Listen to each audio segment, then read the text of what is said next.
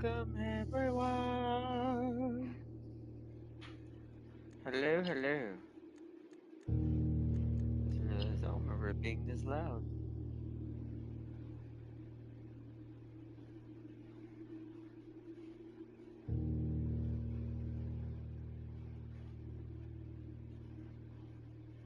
Waiting for the boom.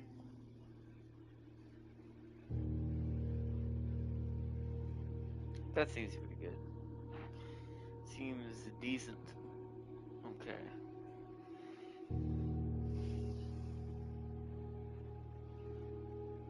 And we'll go with that.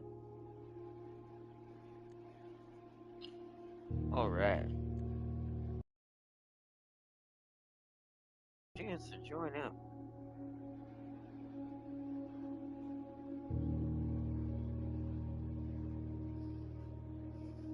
Also make sure we're live.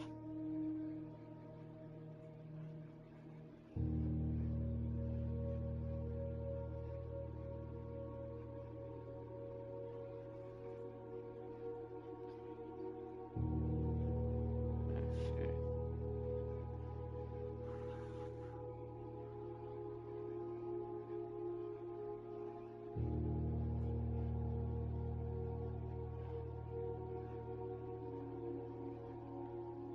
Oh, we live.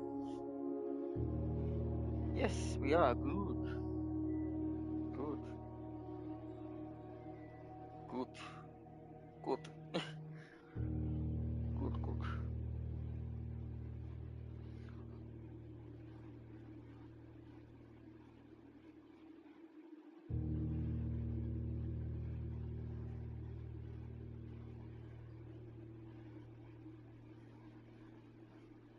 Alright, we are here. Welcome, welcome, everyone. Want to make sure we're live. Let me check one last setting. And then we're gonna get going. Because we're already on day two. We can, since this is kind of a slow paced game, we can kind of do the first part, just kind of me exploring, getting items. Because I have a feeling this next day is gonna be after how successful we were on the first day. Something tells me, just RNG wise, a little bit, and trying to get a little bit further is gonna be a little harder. I think my main focus on this one is to try to interact with the rooms we haven't seen yet first.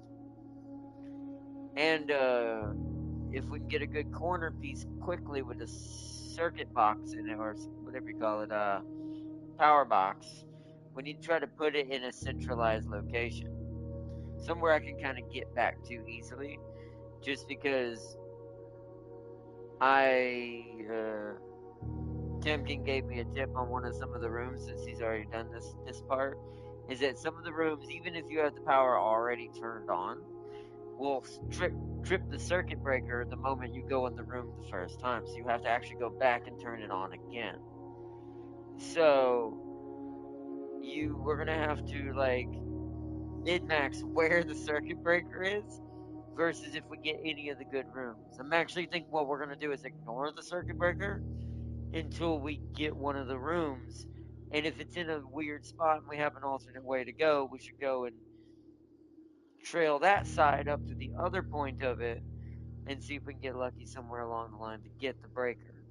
Because then that will make it a little easier to min-max rooms. Now, we've already seen the dark room and what it had to offer with all the pictures of the different parts of the mansion and little hints and stuff.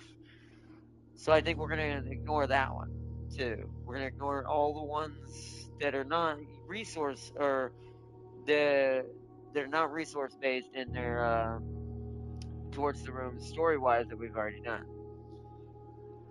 Because there's the security office we didn't get last time. We actually got the key card, but we kind of wasted it sadly because we weren't able to really get another draw at the security office after it came up. So we're going to be focusing towards that part of the story and see what's in there and see what we can unlock. I do know a little bit about the security office from a YouTube video I already watched ages ago as well.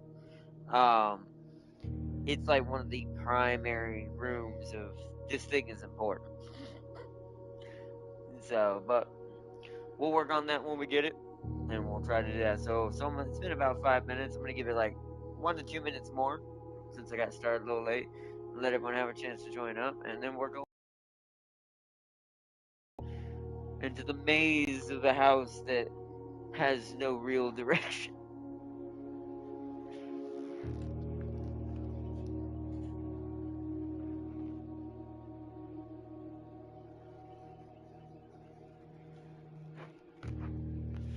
Also, if anyone's ever seen the movie Heretic that came out, this house kind of reminds me of that concept of it's a house that's built physically in the real realm, but realistically, it's like a multi-dimensional, like pocket house, I guess you could call it, where each room can go to any room, just like in this game. And depending on how you use the keys, I will say, oops, let me skip this. We've already seen this. Sorry, I'm gonna come back for just a second, but yeah, depending on which keys you use determines this thing, and what your thoughts and who you are as a person kind of determines what the house gives you, even in the room.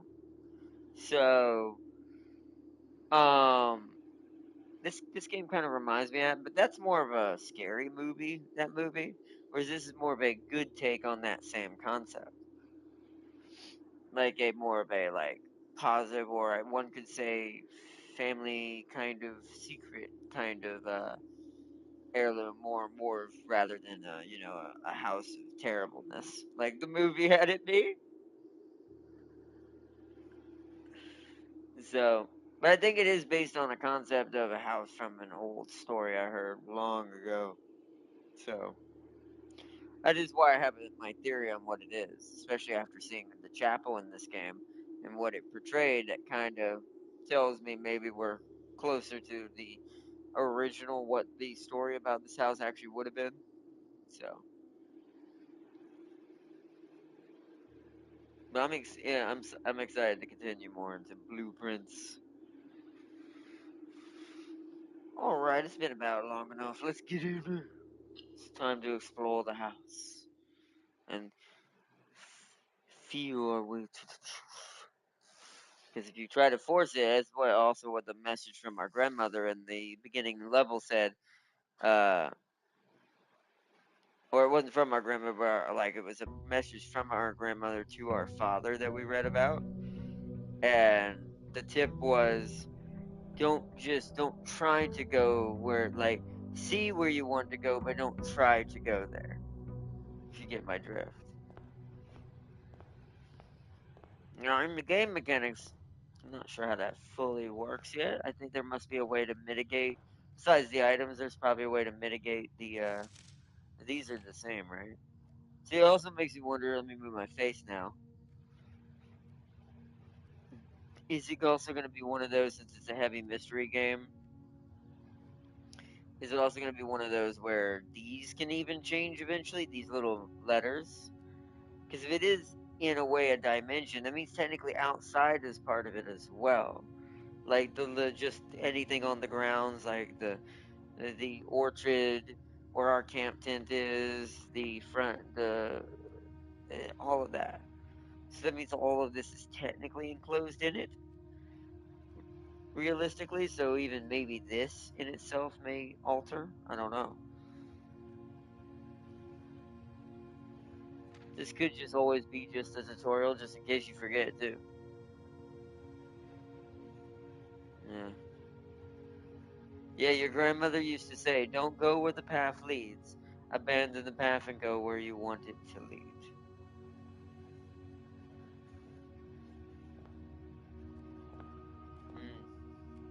Okay.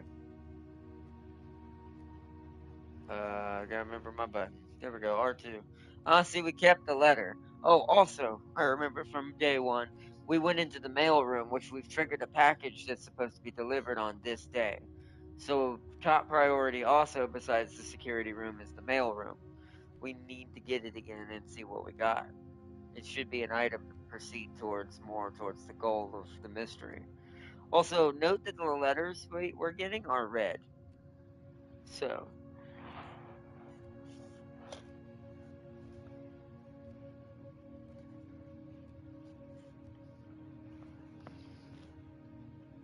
alright, so I'm thinking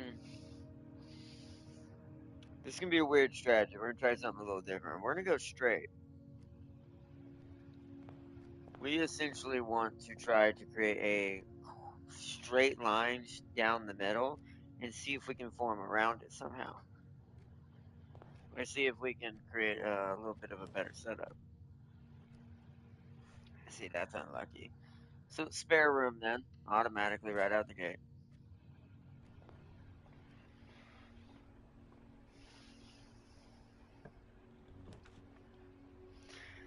The dark room, great. Don't need that. Although it is a junction room, which is kind of annoying. But we can't see what's in it. Hmm. Yeah, already can see it's slightly bony, but we're getting straight lines, which is good. This is why I'll take those even if we're not getting what we need, because that's taking us straight towards the antechamber right now. Like we're not even. We're gonna. And most likely we can't open it. I'm assuming you just can't go in the game. You win. Hallway. Ooh, den is a split off. Oh man, yeah, we need this. We'll have to sadly curve back around to put a straight line back in, but this will work. Once again, I could have just kept making a straight line, but I want to see what we can create around here. So this is actually a good setup now. Because now we have multiple directions. So we actually technically have 4 directions we can branch off from, including the original left and right. So let's go this way. Bedroom goes back right. That goes left. The nook. Let's do the nook.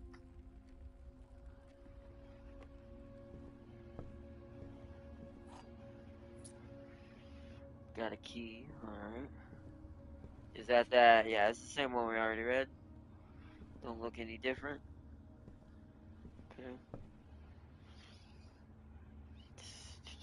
Sweet. Kind of. Oh, locked, huh? Okay, wait. If that's the case, then let's go the other way for the moment. Let's not waste our keys yet. So the nook is a locked room. Okay, that's curving backwards. Ah, these are all dead ends. I guess we're curving backwards on this one.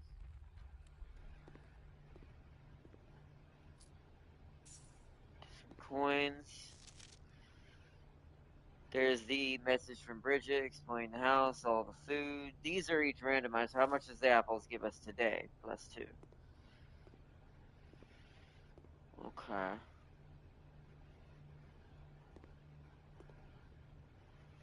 So now, alright. This is where it's gonna get a little weird. Oh, a passageway. That's inconvenient. But we need diamonds to do that anyway, so we should hold off on that. Ah, that's problematic. That's gonna. Oh, it automatically. Oh, that's smart. Hmm.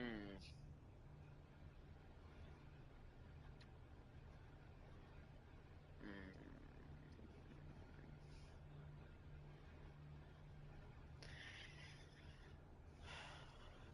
Parlor is the piece we got before from the chest piece. That'd give us diamonds, but I don't think I want that yet. So let's do a bedroom so we can get some steps back. Go back up to 47. This is the room where we found our picture of our mother, yeah. Don't see anything new. What the heck? Never saw that before. That's the thing on the cover. Hmm. That's also what I think this house represents. There's a term for it. To put it in easy terms, it's like a Rubik's cube in the way it works. This house probably, but it's less explanatory than the actual word that I can't remember. Huh? What is this? Sleeper mask. The first time you enter each room with the sleeper mask. Whoa. That is wow. Okay, so this run just got a little better. It does give us more ability to get across the house to the end, but we don't want to just waste rooms either. Okay, so we can go because we have an entrance hall entrance. I would preferably like to go right here. If I can help it. So let's bring it up and see which one's going where. So there's the mail room. That's a little inconvenient. If the mail room don't come back up. But there's the courtyard, and that branches both ways. We have to do this. Plus, we might get an item out here like the shovel or something again. Oh, we got the hammer. Alright, sledgehammer acquired. Okay. No shovel, just the hammer. Alright, so let's close in the back here now. So let's go this way. Ooh, you are more likely to draw green rooms. Well, I don't know if I want that. Although I don't have a diamond for that anyways. Parlor would get me maybe more diamonds.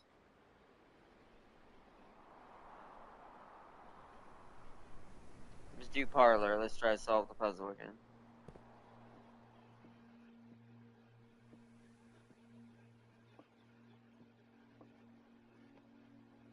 See if there's anything new. Don't see anything.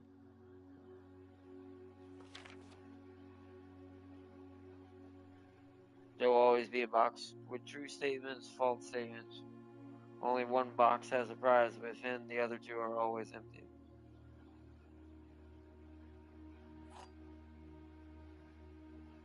Okay.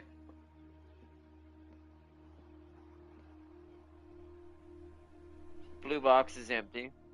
This statement appears on another box. Oh, okay, so that's the truth. That's the false, that's ironic. The blue box is empty. Oh, but here's the issue with this. How do I...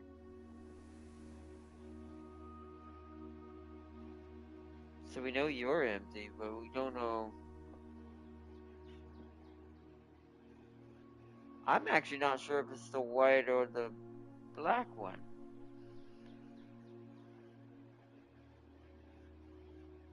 I feel like in this case it's here. Oh no, it's the black one. Oh, well, we screwed that one up. That's the first time we've messed up that puzzle. Huh.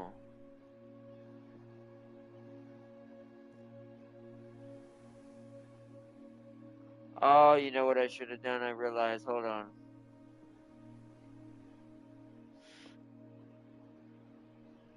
Maybe it was in the true box.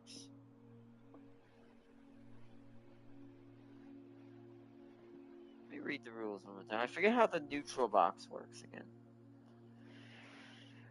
Which displays only true statements, which displays only false, and then only one box has a prize within the other two are always empty.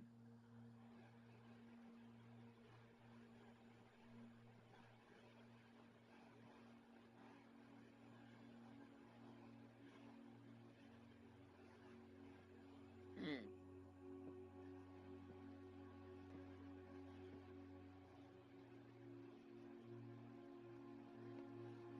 That design of the conundrum is a little bit harder to understand since it used the double statement standard. That means I would have had.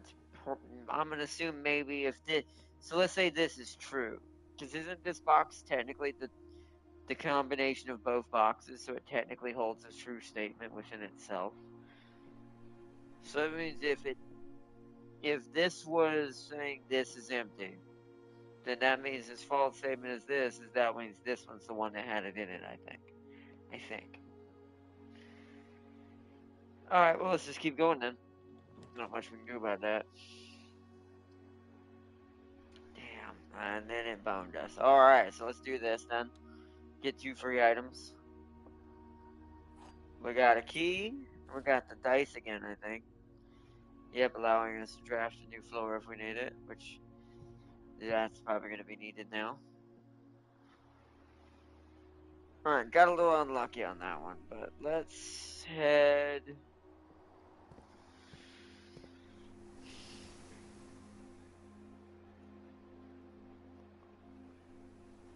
Let's head north. Why I say that? I've got 42 steps. But this gives me 2 back. And I lose. Yep. Ah.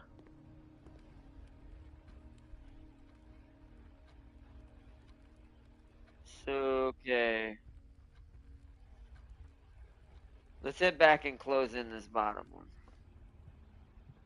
Because we've got plenty of steps right now. Oh, weird. The spare room didn't take a step. Maybe the spare room is free. Good to know. Oh god, the mail room already. It closed me off on both of these. So that side is now boned. Okay. So if we're gonna do that, we might as well take the thing that we need the most, which is the mail room, since it's top priority. Because we have a package now. Package delivered.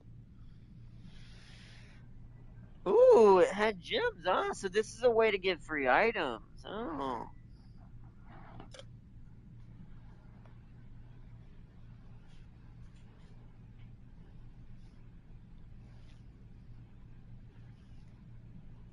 Customer's copy, package left. The Cinca Company, 445 West Barbarian Avenue, by K. Thompson. Department. So it's one. So we got another dice. It was packed and shipped on the same day. Interesting. We also might maybe want to keep that number in mind. That number's in red. Let's take a picture. It's time to open up our notes, chat. Blueprints mystery. Let's go back to the mail room and add this to it.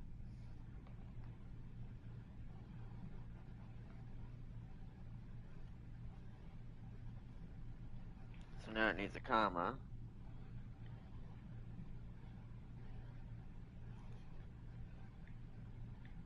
Found a.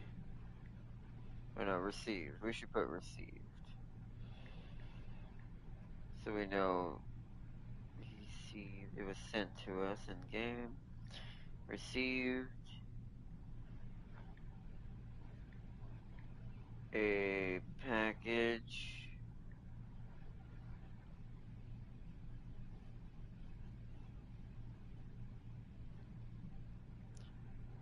Package.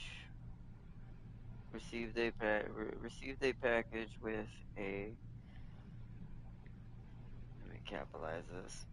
REC.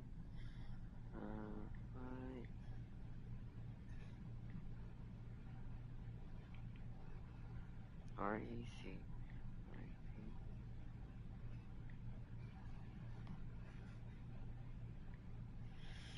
With a receipt. Receipt. I don't know how to spell receipt. I kind of forgot.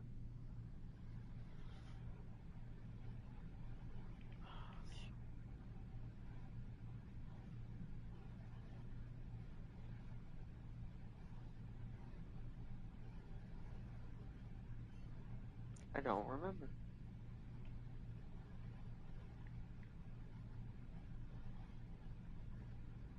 That is receipt.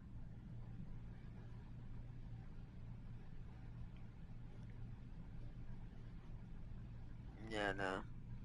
We'll just do it that way. I don't know what it means.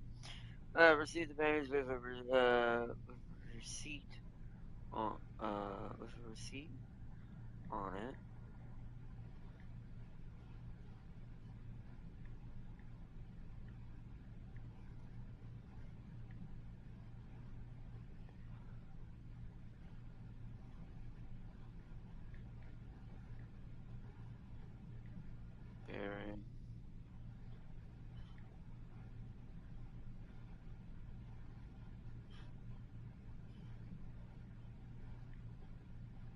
Bearing. Bearing the number.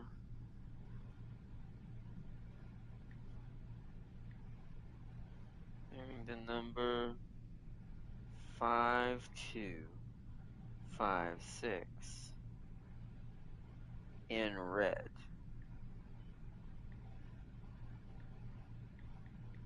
There we go.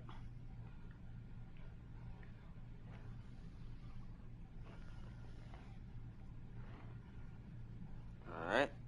Hey, welcome, Foster. Thanks again, YouTube, for the lack of notification. I must not send them out today. But welcome, welcome.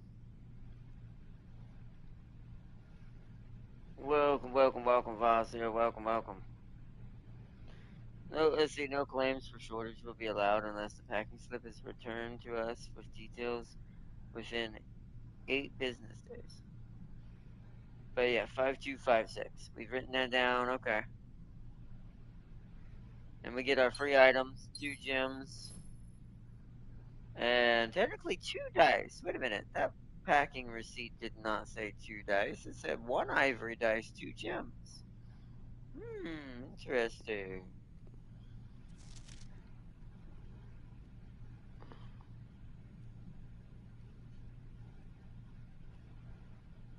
Please return all correspondence and packages addressed to Denny Ravane to sender, as he is no longer employed there. I wonder if we'll actually see something like that pop up on one of these packages. Then there's this. That tells us that the electronic email was sent to the provider. If it doesn't say office or otherwise, I'll have to check. So this could be on the office computer, or this could be on the security computer. Is the further information we're looking for.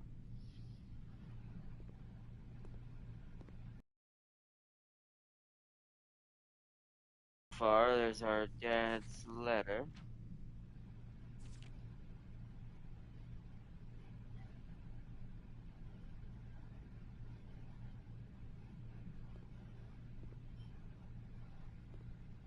Dirigiblocks. That's what it's called. They actually put it in there. I just realized it's like a Rubik's cube, but it's a puzzle at the same time. You build it yourself.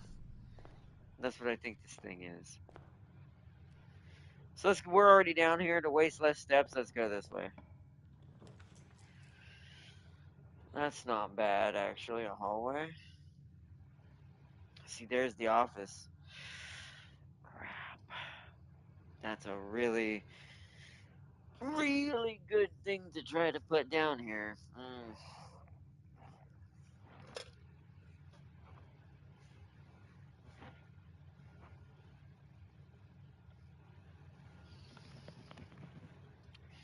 No, this hallway is way too lucrative not to put down yet. We've still got plenty of space. And this creates more of an actual like way to fully like create dead ends over here. There's the office again. So all right, now we're gonna do it because that'll curve us back up.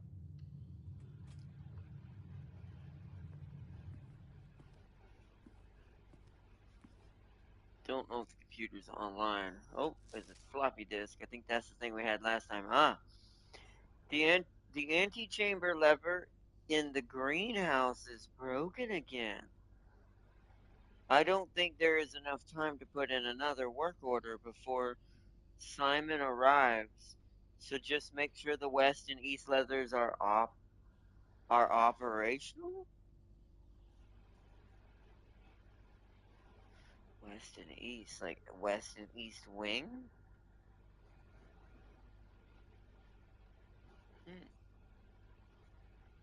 Okay.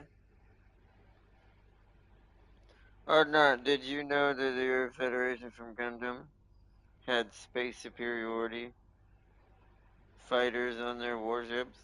Yet these crafts were outspeeded by Zaku. That is kind of odd. Firepower wise, I could see a Zaku being way better, but speed wise? To another mobile suit, sure, but that does seem a little odd. But hey, it's an anime. So, so I need to write, now I have to write this down. We've got a new note to make, chat. This is going to be probably the more important note, is office notes.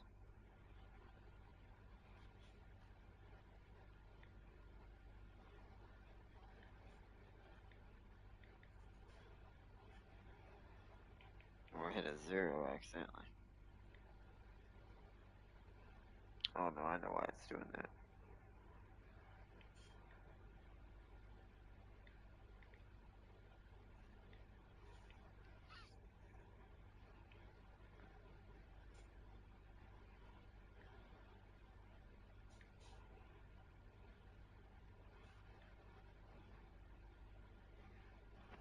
Okay. First one is found a note.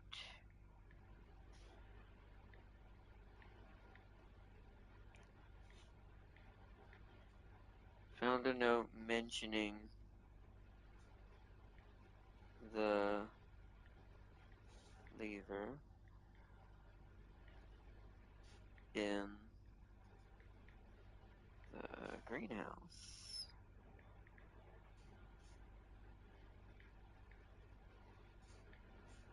is broken.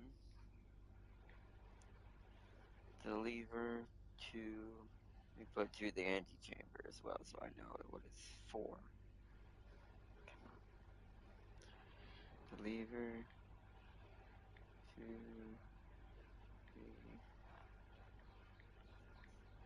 the anti.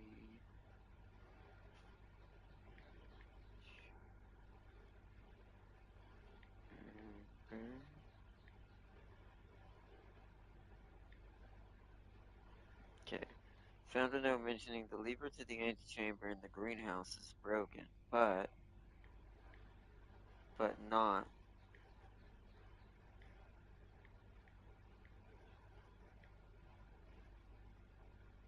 the ones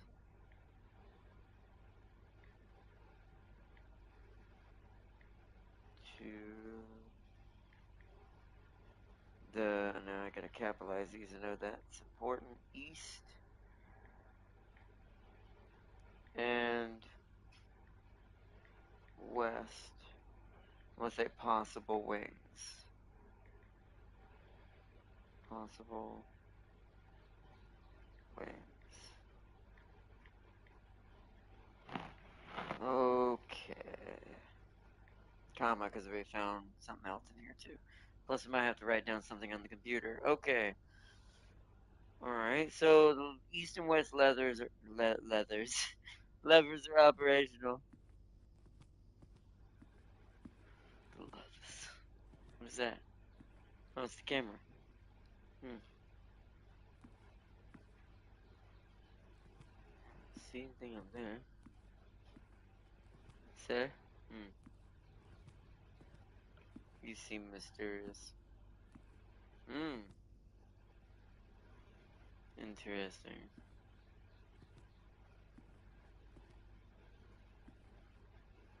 Oh? Okay, these are the two pictures together now. I assume that's our grandmother then. Maybe not our mother. I can't do unless that's our father. It's kind of hard to tell which of these pictures are referencing. And almost, by the way, I have a theory that that might be on purpose too. That's referencing which is the difference between our father and our grandfather and our mother and our grandmother. If this house is what I think it is as well, that actually might be on purpose.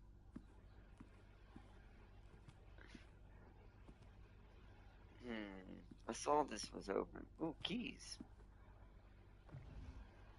Oh, whoa, what? Okay, uh-oh. First, let's pick up the keys. Car keys. So this is for the car in the garage, but we haven't found the garage yet. We also found the upgrade disc inserted into one of the estate terminals to permanently upgrade one of your floor plans, which we can do that now. And it's permanent, right? So it'll always be upgraded. I think that's the roguelike element, which we have a computer here. If it'll let me do it, I'll do it. But we might need the power on.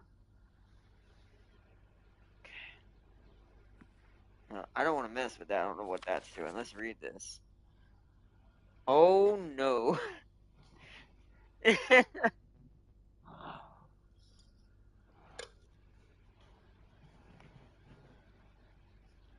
Well, this is clearly an order of something.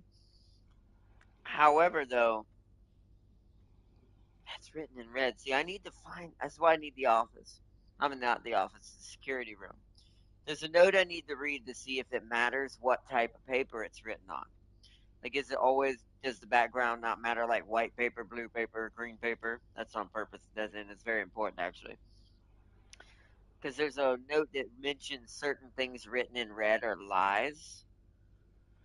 And I don't know if that matters on the background, because if that's true, then four of these are lies, which means we would have to figure out the actual order.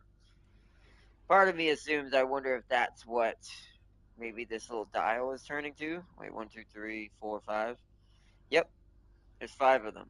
So I wonder if that's this. So this is the solution to this little dial down here and what it does. Maybe had a little trouble. Or let's see, Bridget. Please check if any books matching these titles are available for purchase in Reddington. Had a little trouble reading the Baron's writing, so I am not sure if the last title is intended to be Herrings, Hearings of the Herrings.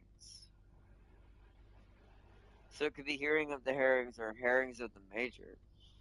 But knowing Herbert, I suspect either would be suitable.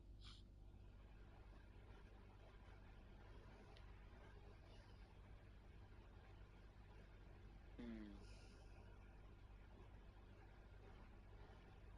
Interesting. We have to write that down. 1 second, Farsi. Alright. Next thing found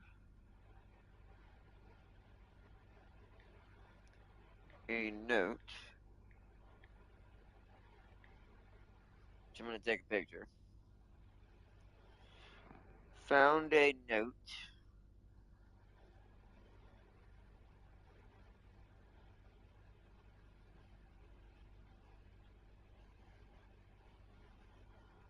Found a note about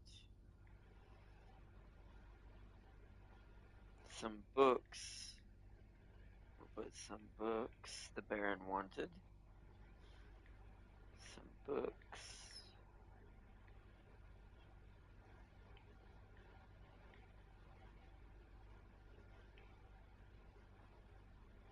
Some books. The Baron wanted. And I'm gonna write it down. I'm gonna check chat real quick before I do this next part. Wanted in this order, or at least for now, we think. We think. But I'm gonna put written in red next to each of them. So let me check chat real quick.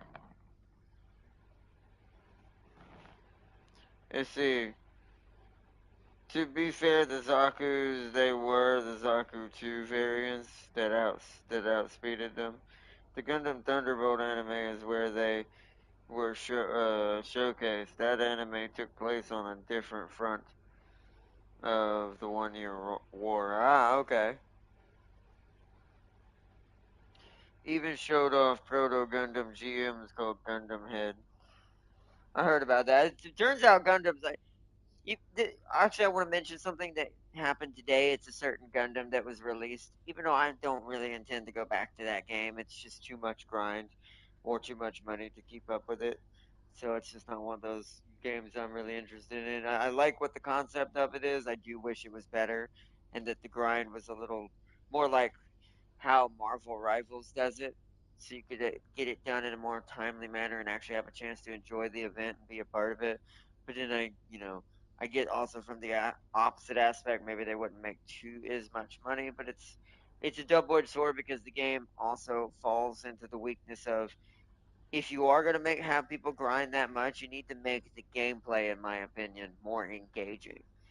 Meaning, if you're going to make them have to take longer to do the free route and earn the tokens yourself, little gold tokens you need to roll for Gundams and mobile suits, you need to make the engagement of how the play feels and the gameplay and what you're doing on the field feel more than just some Call of Duty Gundam game.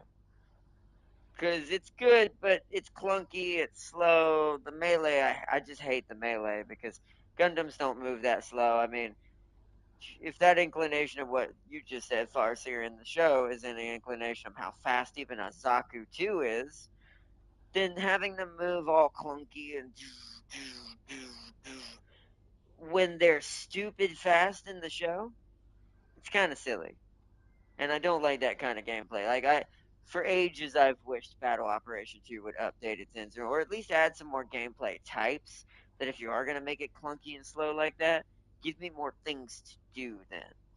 I've always said there should be more than just a base to be destroyed. There should be like actual objectives. Like maybe there's NPC tanks that are coming in and we have to destroy them, and the allies that their other team has to protect them. See, those kinds of things would be more engaging and make you want to play the game more, which would breathe more into more people playing and sticking around for longer. Otherwise, it just draws out and gets really dry really fast.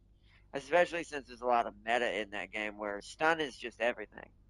If you have a good mobile suit or Gundam that has what's called the stun combo, which is either a gun or something else it can do, an ability or something, that the guarantee if you hit this target with this ability fully, it's going to cause them to stagger, which in that game opens up for like a whole full combo of like a 1, 2, 3 melee or just getting shot up by an insane weapon or something. Or a weapon that keeps stunning you while you keep shooting it, so they can just kind of doomslayer their way around you slowly and stomping around, just keeping you stunned. Where you can't really get it down. Now you can dodge roll and all of that, but once you dodge roll, you're depending on what mobile suit you're in, most likely your thrusters just went into overheat, meaning you cannot dodge roll again for a good minute. So now you're just gonna be stuck in an infinite lock loop, especially if your weapon does not stun like theirs does. There's so many things wrong with its multiplayer. I love it. I love Battle Operations 2, and I love its concept.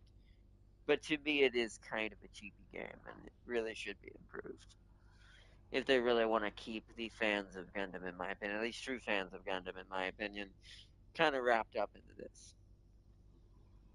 So, but that being said, they really did release a Gundam that Char wishes he had, and I was wondering when this Gundam was going to show its face. It's not in the 1 year timeline. I think it's like way later. But essentially, take this concept and think of what would you get if you crossed um, Sazabi, Char's main red mobile suit, with RX-78. Well, you get what's called Red Gundam, which is funny because it's one word removed from Red Comet, but it's just a Gundam. This thing has the funnels of Sazabi, dual wielding plasma swords of RX 78, and the power hammer mace of RX 78, but improved. Um, has the dual vernier engine capability of the Sazabi, and also like ridiculous funnel attacks. Oh, and a triple shot stun rifle. At least from gameplay perspective. In real life, it's like basically it's a burst fire beam rifle, but it's like an upgraded iteration of RX's rifle, but it now fires 3 shots instead of one. So you see a destruction mission like in Battlefront 2 would be good. Like one side Zeon is trying to destroy a Federation. Yeah, that'd be cool too. Like, or even like with like Jaburo's in there, right? That's one of the maps. I'm pretty sure now. I just don't understand why is there not like why are we not defending the ships that are taking off? They actually do have an animation, right? Like the ships actually take off on the Jaburo dock map. Why are they not the targets? What? This would also mean that it wouldn't be just about kills, because that's another issue I have with that game is since it's just capture the flag or try to destroy the enemy's one base at the other side, but that base has so much health unless your team is doing so terrible that they're camping you and able to just sit in your area and just infinitely shoot your ship while the good players just keep killing your people, respawning one at a time. Other than that scenario, and even then, it takes them forever to kill that ship. So that little ship that's considered the spawn base for the map. So I do feel like it's a bit odd. It's like there's a half pseudo way of doing a base attack, but it's only if you. But it's also promoting heavy camping and heavy spawn trapping to the point of it's not fun, and to the point of it's not really a game anymore. And that, do you really expect people to stick around in this kind of environment? It's like the hardcores maybe will for a while, but even they'll get bored.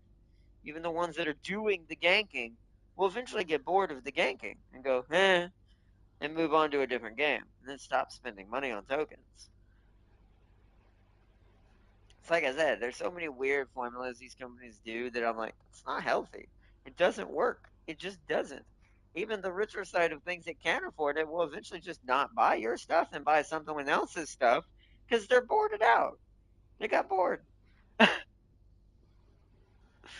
It's like there's no like actual gumption into the creation of it. But I just wanted to say that it is a really awesome Gundam.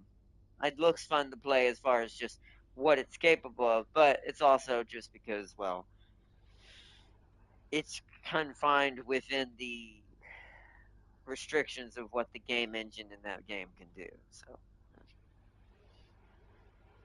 RX-78 was also faster than what he's portrayed in that game too, even though he is already still pretty powerful. But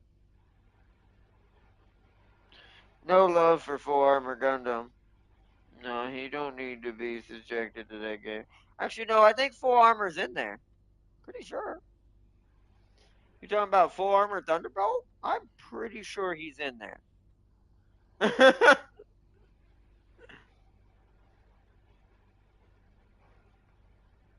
I actually almost can guarantee it. I think I have him, or James does. I think James ended up with him because he was a raid ranged attacker. Like he was a raid attack. He was a raid unit, but he was a ranged raid, which is insane. I'm pretty sure he's in there. They actually added quite a lot of Gundams, which is good and bad because it's once again some of those Gundams in there just are under, to me, very much under advertised because they're so slow. And I'm like, this is also why I would never want to see Gundam Wing in there, even as happy as I thought I would be back when I used to be playing it. But now I realize how sad Epion would be if he had to be in there. Because I'm like, he'll never be as fast as he needs to be. Hell, even Zero at Zero, like, all Zero's going to be is a Buster Cannon long range sniper. That's all he's going to end up being. That's all people will do with him. They probably will even very rarely go into bird mode, except for the ones who are more ballsy than others. Like if I was playing him and use his cannon in ammo, because I bet you his full shot, charge shot will not be done or doable in bird mode. It probably would have only been doable in robot mode, which means that he'd have just become another sniper support unit that just sits back and goes. And it's like, this is why I like Mecha Break better. If they want a good example of their competition that's going to kill them, especially if it comes to console, Mecha Break. Mecha Break will eat it alive because Mecha Break is what I think Gundam should be like. Like the pace of what Mecha Break is like and what we showed on the demo for that game, that's what I think Gundam averagely, speed wise, mechanically should play like. Because it would make more sense. Even I mean, even the Zaku's could go that fast. So it's like it's very odd that this is even a choice. Because even the oldest of series on there, which is RX-78 series, aka the 1 Year War, this is still not an excuse for how slow that game is. To me, it was slightly just probably because the company just didn't want to update the engine too much from the first Battle Operations game, which wasn't much different. It is faster than the first version, but not by a lot. If you've ever played the original, or if you look up the original Battle Operations 1, that was only in Japan mostly, by the way. I actually did play that because there was a way to get it here, but you had to download it through what's it called on one of their sites. And I played it actually in college a little bit, a long time ago. It was fun. In some ways, that game was actually better because it had more of those objectives I was talking about, like ships that you can destroy that get you points because you're completing objectives and things like that. It had more of that, which is kind of odd that it had that and the second version had none of that. It's like they almost kind of, no offense, even if the mechanics were slightly faster, they made a cheaper game just to sell more Gundams, which I wouldn't be surprised, sadly, with the way a lot of these companies run nowadays. So, but either way, let's finish our note. Continue on. Let me reread what Farseer said. Wait, let me add even more fuel to the fire of this ability. Full armor Gundam, aka more armored and more gunned, RX-78, who is slower than ours, was able to outspeed Zaku's. And that's that. Like I said, it's one of those things. Is like I think they were just doing it for the sake it's a Gundam game, right? And I get it, but I it's weird because those things are gold mines. But a lot of these companies who are led by whoever's in charge just don't know how to work those gold mines. They think it's just the title alone will be the gold mine. No, if you make the title good enough and match what the gold mine can be, like once again, I'm going to use another shooter as an example, even though it's not technically the same type of shooter, so I can't mechanically I can't compare it, but just from how it's built from a shooter perspective alone, Marvel Rivals is a good example of this. Even though it's a free to play one, well, actually no, so is Battle Operations, so at least that part is fair comparison. It's got good decent progression, even on free to play, even if you don't do premium and da da da da or buy the full pass in the beginning, da da da. Now, most of their stuff is aesthetic. There is a difference there. It's not gameplay related like battle operations stuff. You can get like weapons and stuff for your Gundams and mobile suits or those parts or what they call components that change the stats as well. That's very true, but I guess my issue here is that game realized it had a gold mine. So what it did is it took a soft hand to the approach and focused on the gameplay more than trying to. You need to get 100 tokens to get the guarantee of this Gundam. And it's like that super FOMO, extreme mental kind of, no offense, psychological warfare of marketing kind of does. That's why I stopped playing it. Because the same reason, if I'm not gonna play World of Warships for that same reason, I'm not gonna play Battle Operations too, even though I'm a huge Gundam fan, because it's the same tactic, and that stuff has to stop. I literally no longer support games who dip into that, whether it be for gameplay purposes that they try to justify, or some of them just aesthetic and refund your gems, but then make the skins more expensive for your gems. So you're technically not getting all your gems back because now your same skins you had before, which you don't have now, and have to repurchase, are more expensive than the original versions. Oops. I won't play that game either because of that reason. It's like because that's a FOMO tactic, is what they're called now. That's the main term everyone's using for it. It's a psychological warfare tactic in marketing to make you feel like you're going to miss out so bad you're forced to spend money, which is extremely, essentially forcing gambling, essentially forcing destructive behavior in people's lives, which is extremely unhealthy and should not be allowed in a video game. So that's why I do not support those anymore. That's why I play things like this now, like Blueprints and other games who are more forgiving. Marvel Rivals, who's a good example of what you should be like if you're going to do a free to play game, and not scare people away and try to force them to think if they're not gonna do this, they're gonna miss out. Now there are some miniature, small FOMOs that are in what do you call it, Marvel Rivals. But the difference here is Marvel Rivals, all of its stuff that's time dated, like maybe you have 2 days left, like I have on the event for Black Panther's thing going on for the gala right now. But that's all skins. None of this affects gameplay. Do you know what it is for Gundam? Things that actually affect gameplay. So when it gets to that point, that's when it becomes dirty. Because now you are forcing people to feel like they're never going to be as strong as someone else, or everyone else if they're just happen to be more poor or things like that. It's like, so no. That's why I don't play those games anymore. I don't support those games at all anymore because just being on the server technically gives them in a way money because it's traffic. So, just like a website on the internet. So, you see, even MechWarrior Online mechs are not that clunky, and battle mechs are made to be clunky. You know it's bad when I'm comparing a Gundam to a. Oh yeah, it's funny they walk like Urbi mechs. Every single mobile suit in that game in Gundam walks like an urban mech, and I'm like, these things in the anime could run and sprint like a normal human, and they were the size of buildings. Like, sure, that's unrealistic, but that's not what that's supposed to be about. It just baffles me that that game tried to go a hyper realism in a way kind of route with something that's nowhere near that in the shows. It's like, but it's starting to show. I do think Battle Operations is falling off pretty quick. That's why I think they're pushing out so many mobile suits and Gundam so quick, but yet won't push out any major ones because they know if they push out any major ones, it's not going to do any well. I heard that when V Gundam was added, that it was pretty bad. No one hardly did it because no one's going to believe that the Butterfly V Gundam it moves like a tin can when that thing is using psycho frame energy in its boosters.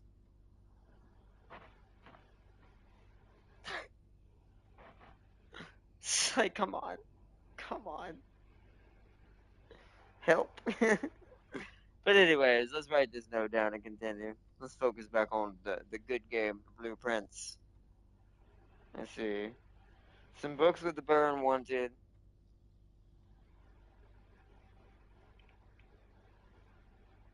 in this order. Okay, so we'll do one.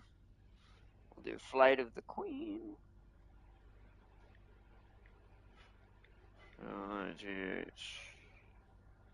G Flight of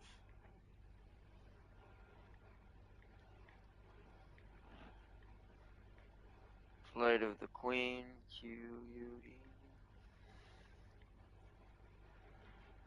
Flight of the Queen, comma.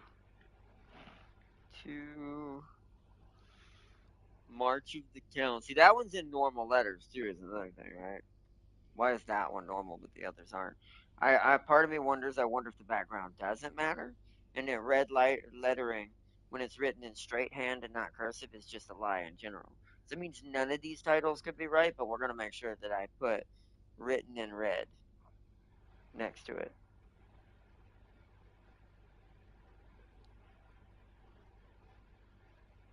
Oh, let me go ahead and do that now.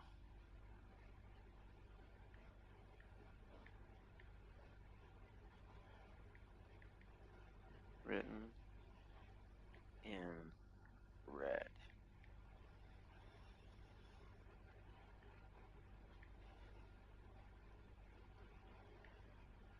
Okay. March of the Count. Oops. March of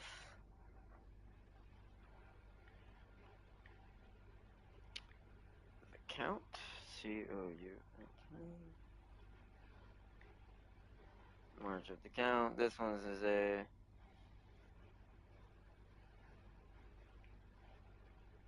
written normally. I'll just put written in black so we know the different colors. Written in black.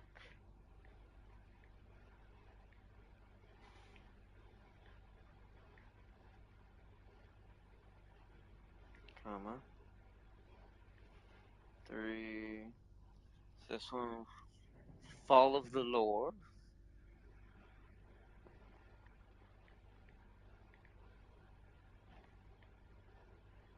Fall of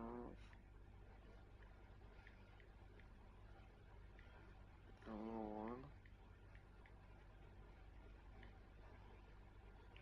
This one's written in red. These rest of these are all going to be written in red. Written in red.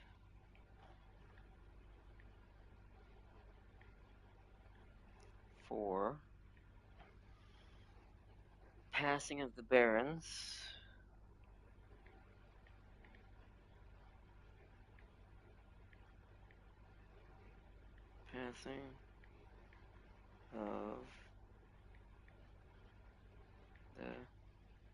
Passing of the barons. BARON.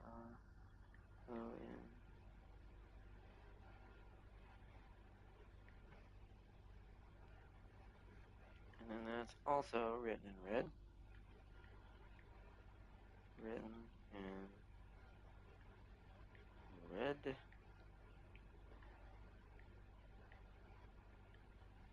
5. And then we have to write 2 for this one because this is 2 different titles, it says. So, first one. So its real title is actually probably Hearings of Herrings, because that's not in red down there. So we'll put them both, one in red, one in black, just to tell me the difference. 5 is either, okay, so let's do the red one first. HERRINGS.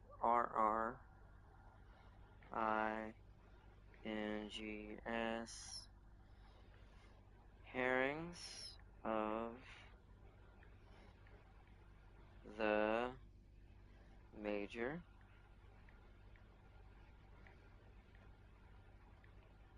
Or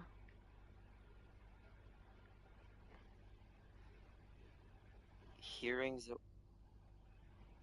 Oh, it could be hearings or herrings. Okay, so we'll put hearings. All right, herrings in the major or hearings. Hearings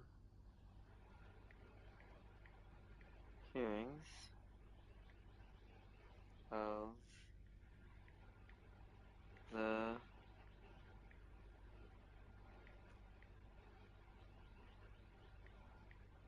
major.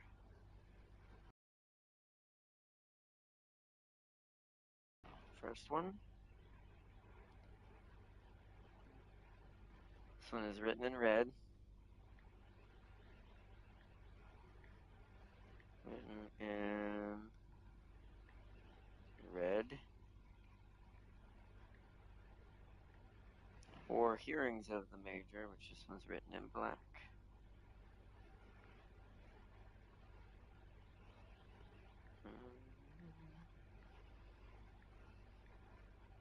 Written in written in black.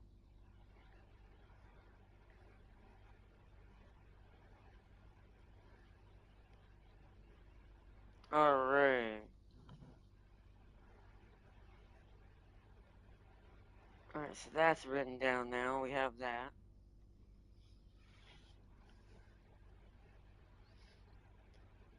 Okay. I don't want to mess with that yet. We're just going to close that for now. I really don't want to mess with that. You can't open this one, really. Insert disk, but let's not do that yet. Welcome to Mount Holly Home Office. Run payroll. After running this process, checks will be placed in each staff member's room. This includes each servant's quarters and maid's chambers. Oh, this is how we put money in the bedrooms. So the bedrooms will be distributed coins, it seems like, if I do this.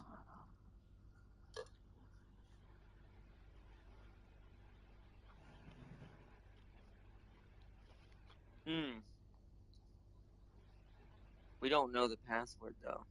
Hold on. Is it a number or it's a word? Hmm. Spread gold in a state. The office can facilitate a modest distribution of coins withdrawn from the staff incentives program. These coins are spread, distributed in a number of rooms currently active. Oh, currently active. We'd have to go and look for this. Let's not do that now.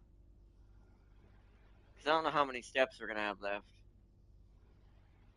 We don't really need coins right now either.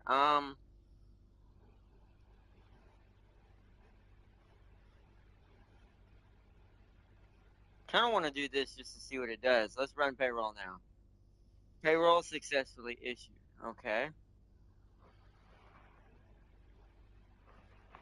So that happened, whatever that did. This doesn't really have much on it unless we can log in. Is there anything in that note? Up here, it's maybe. So no. What about down here? Oh, there's a picture there. Can I look at that picture? Ah. Ah, this is the mountain. So they found this mountain together. So yeah, we're starting to lean more into what I'm thinking. Hmm. Nothing on this though. It looks like to show maybe a password. I don't know what our grandmother's name is. I wonder if that could be it. She don't know.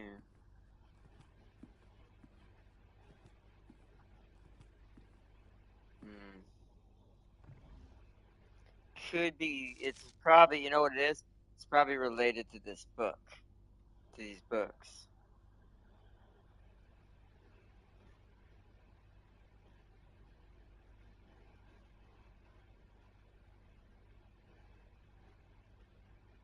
Hmm.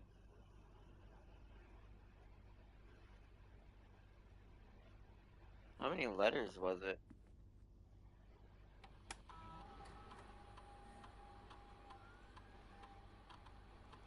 Holy shit! That is a long word. Hold on, I'm just gonna put letters in here to see how many we're seeing. What? That is a very long word. It's definitely not hearings or herrings. That's too short. So maybe it's. Could one of the books fill in? Hold on, I just want to see if we could fit. Let's so Fall of the Barons. Let's. Will the book's titles fit in this? So maybe the black one is the password.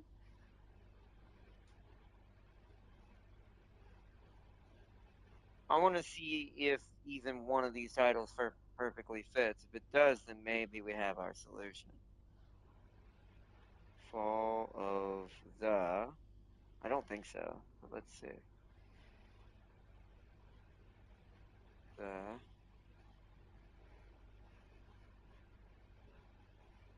No, we don't have enough. So it doesn't fit. So I don't know what this word could be. What was the one in the that was written in black? March of the Count. Let's see if that fits. That's a little shorter.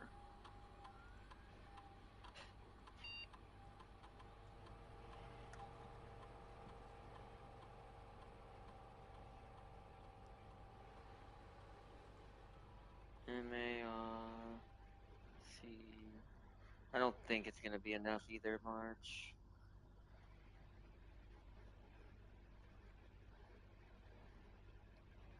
Of because there's a the in there. I think all of these are too long. So it might be with the solution it's in whatever book we're looking for in somewhere in another room. I think there is a library in this house. March of the Count. So the oops. No, we don't have enough. Okay, so that's not it either. Hmm.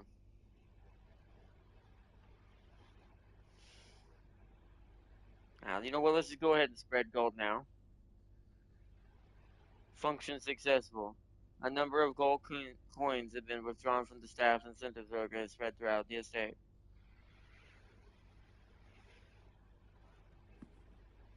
So let's permanently upgrade a room then, because I want to see how this works. See if it'll let me. Floor plan upgrade program. Oh, is it random? Spare room. Spare room data has been found on this disk. You will now have a chance to permanently enhance this room to one of the 3 different upgraded floor plans. Okay. Oh, interesting. It becomes. Oh, that's what this is for. What does orange do? Oh, it's just a hallway, like a free hallway. So it might have a random free item in it.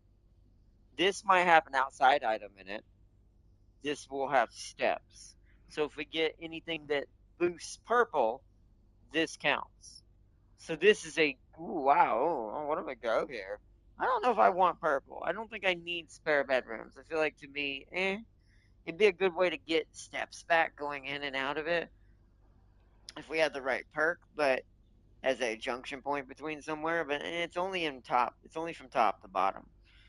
So I feel like these two are the better choice. Orange or green? You see word puzzles. Oh, here comes the Minecraft. Yeah, it might be a word puzzle too, but I can't think of how we don't have a cipher, right? You would need a cipher to do a word puzzle. Like we would need to know, since it is an actual word and not numbers, we would need a way to know which words or letters or how to eliminate them, I guess you could say. What do you think, Farseer? Green or orange? Orange is not always going to give us an item, it just becomes a free orange hallway. And hallways, I think, can be boosted in different ways too, but I don't remember how. I haven't seen that much on the orange rooms yet. Green, if I'm correct in assuming, this means that this now has a chance to have a hammer or the shovel in it every time this shows up, giving us access to digging up and opening up the lock boxes around the house.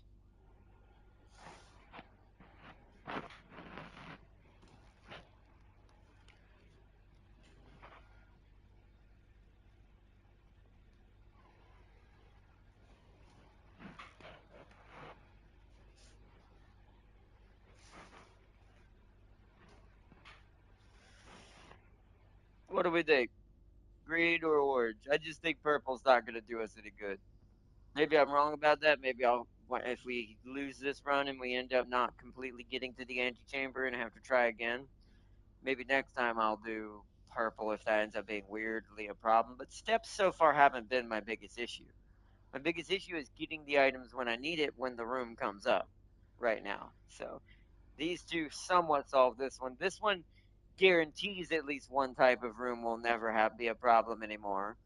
This one is a bit of a gamble. I want to go with my gut over my brain and say green. Yeah, I think so too. At least if I was choosing, I do think green. This is just too much of a gamble, even if it could help us. Maybe if another room's able to become an orange room, we'll see how that works. But we'll go with green. Yes. So this should be permanent.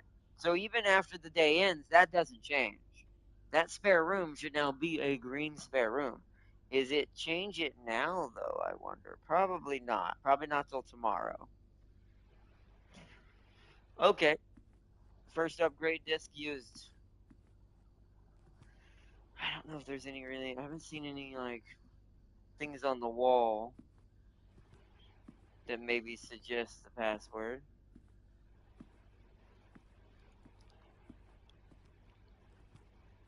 to the this is where that, by the way, that email might have been sent from the post office, but since we can't log in, we don't know. We still have no diamonds. We could waste our red and get it out of the way. Also, another good thing sometimes is what you want to do. If you really have a spare spot to burn it, get rid of your red rooms. Because the red rooms are blockers and they take up, once you put a room down, it can't be drawn again. So I think that's actually what we're gonna do here is get rid of the bathroom now, so we don't have to deal with this later, and it stops getting drawn for the ones further closer to the top. We basically want to exhaust all our dead ends down here, so we have more chances to get to the antechamber, even if we can't open it. Okay. Let me double check one more time. I'm pretty sure reds are, at least for the moment, nothing. I assume this will. It is just an assumption. I haven't seen a video on this, but my theory is these rooms are going to become important later. Like, there won't be dead ends anymore. There'll be something more important because of this red-blue dynamic going back and forth in this game. Let's go back this way. Alright. Oh, what the? I didn't read this. Oh, this is the one we already seen. That's a lie. Doors in the west wing are more likely to be locked. See, that's written on a red background, so I think the paper is what matter it's written on, not the words themselves. Don't know yet. Because we know that's a lie. We've been to the west wing before. Ooh, breaker box. That's actually pretty good. It's a little bit of black and mostly burgundy. That's purple. It's a photo purple. That's purple.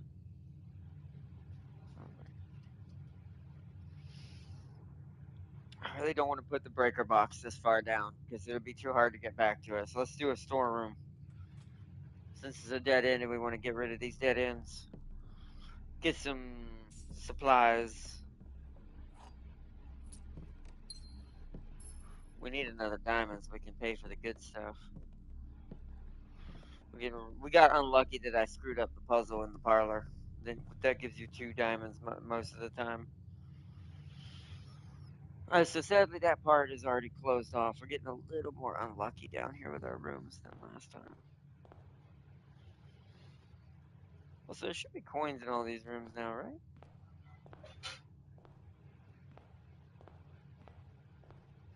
Wish I had my metal detector still. I don't really want to waste for a coin, so we're good. Let's go. We'll check the ones that we're gonna pass through for coins.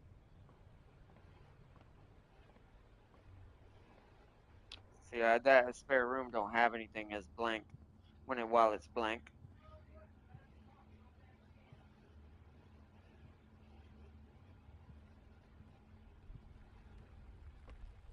Ah,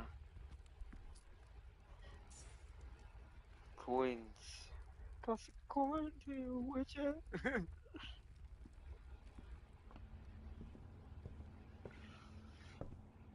All right, let's go this way.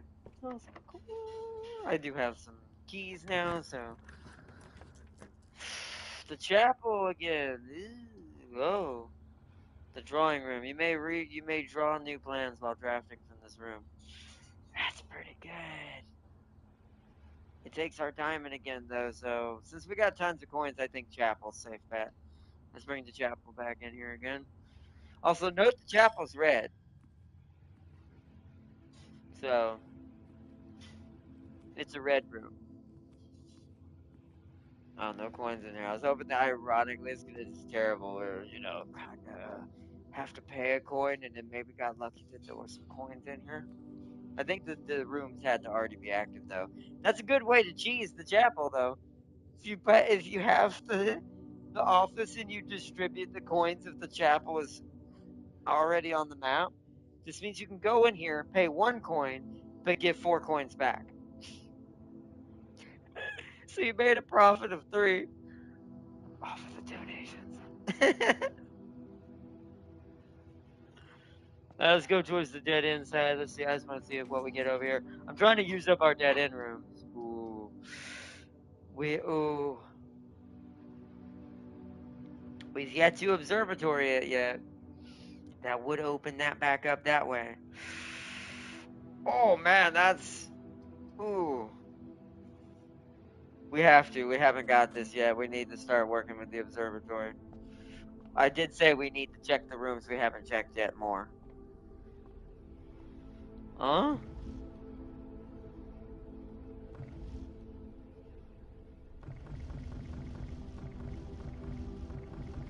Okay. Ah, yes. So now y'all get to learn how the observatory thing works. The Fixed Stars, The Stargazer's Companion to Constellations by Richard Witt. Finn Eris Bird and Sons, Publishing, 1809. This book contains a complete star base, a list of constellations, and observed effects that accompany the appearance of each one. Depending on the number of stars that can be seen in the sky on any given day, different constellations of various sizes may be visible, sometimes more than one on a single day. This book is a solid base for astronomy. Will help you to easily identify these constellations, impress your friends, and discover the joy of stargazing. North Star is one gold star.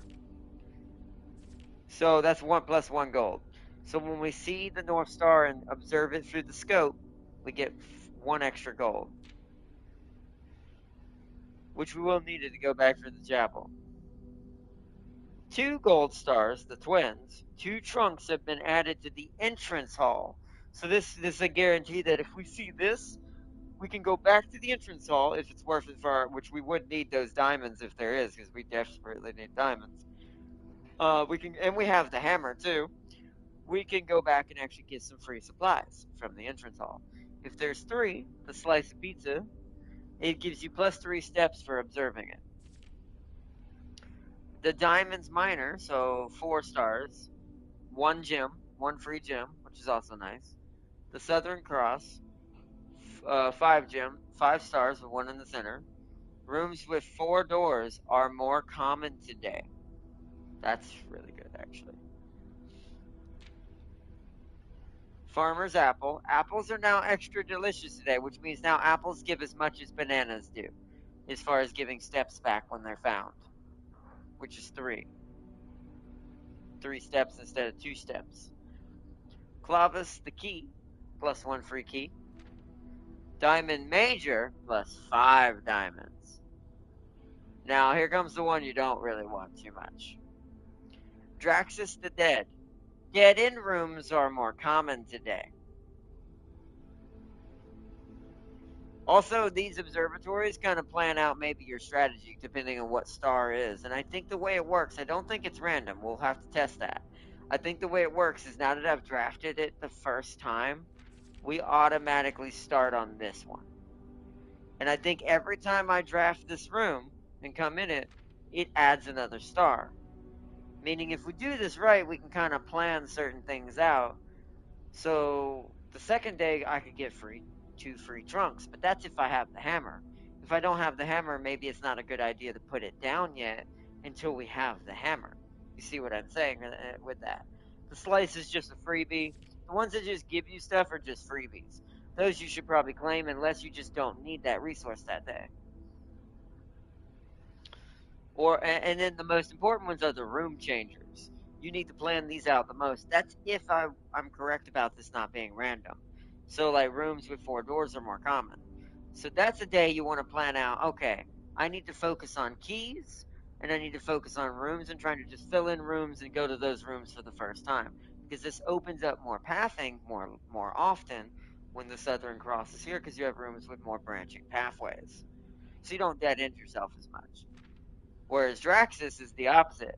If you're trying to get the dead end rooms like the breaker's a dead end room, storage closets and stuff with items in it to help maybe build up items and try to plan for something else you're trying to do specifically, then maybe you want to trigger him if you've already got a good setup going, just to try to now forcibly get those dead end rooms you haven't been putting down. Then after him is the sailboat. Everything is 50% off today. So any of the rooms you can purchase stuff in, and I think also the rooms that cost diamonds and stuff are now half. So 2 cost rooms for diamonds are now 1 diamond, and I actually think 1 diamond rooms become free, and vice versa. And like buying food in the kitchen is to refresh steps. That's half off on your gold. I don't know if it makes the chapel free. Not sure about that, but that'd be kind of cool. Then the flower. Green rooms are more likely to contain special flowers today, which we have not seen that yet. That's also why I wanted to turn the spare room. I don't know what they do because that's where I ended watching someone on YouTube play because I didn't want to know too much any further beyond what I've already seen. So I don't know what the flowers do. I just know we haven't seen one yet in any of the green rooms. But now that our spare room is a green room as well, technically it's now likely that it could have one of these flowers in it, along with the other item. And that's the last page. So that's the final one. And I think if this isn't random, it resets. So once you reach the flower, I think it starts over back at the North Star. We're gonna have to find out. So we have to rotate this if I remember correctly. But let's go up and see if there's anything up top before we try to align this up with the North Star. Because one free gold will help us at least get a free path back for the chapel.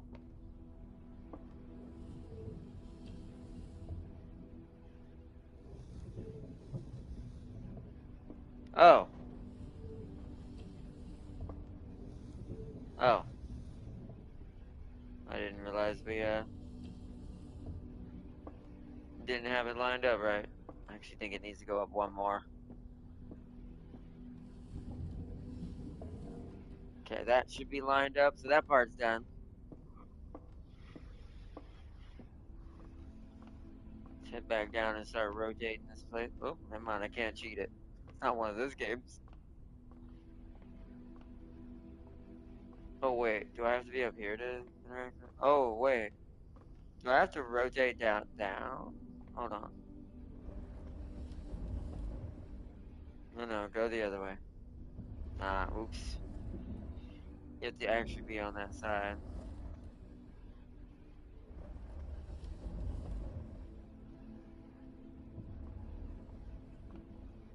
Alright, we are lined up.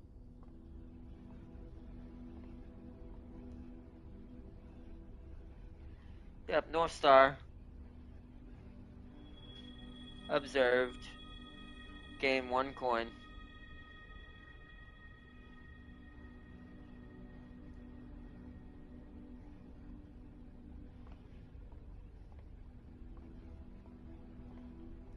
I don't see a way to interact with this one, so this must not do anything. I'm curious. I want to see something. Can I go any higher with the telescope? Can we technically see 2 stars in one day? I'm just very questioned on this now because my brain kind of thought about that. It looks like it might go up one more. Nope, it does not. Okay. Only 1 star per day. So now we'll get to see if it's random now that the first one's been triggered. Or is it, like I said, it goes in order, which would be nice. So blue book here. I don't see anything else in here that we can interact with. Other than that. Don't know if that matters either. It's like, why give me something I can just do? Did that change anything? No.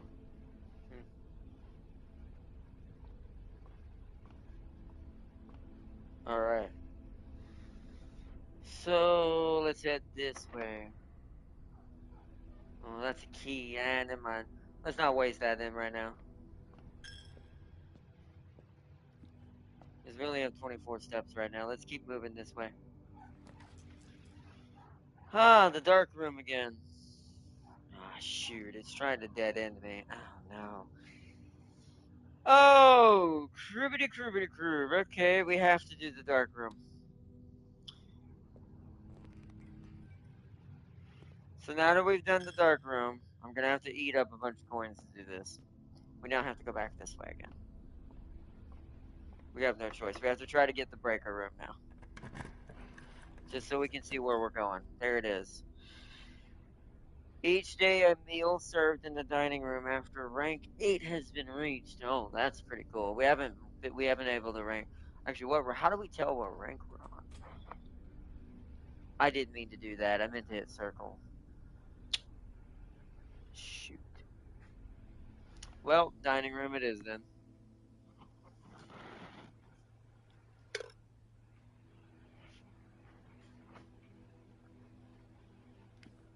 That was a waste. Oh well. Huh?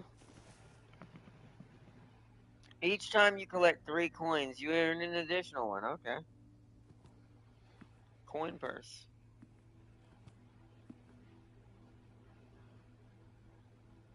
Might as well keep moving forward now because we slightly messed up on that one. That was my bad.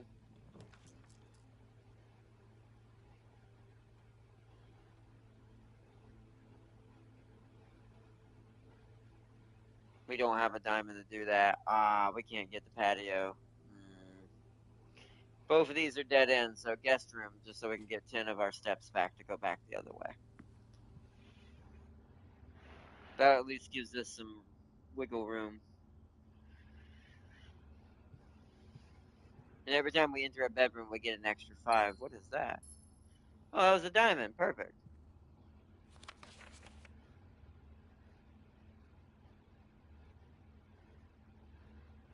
Oh, that was the message about the billiard room, or what's it called? The uh, the dart room where you play the darts, the mathematical darts. Let's see anything else. All right, well that at least saved us stepwise and got rid of one of our dead ends. So I'll take that. We are losing coins to the chapel pretty hard. Now we have no choice but to take a chance or backtrack. Backtrack.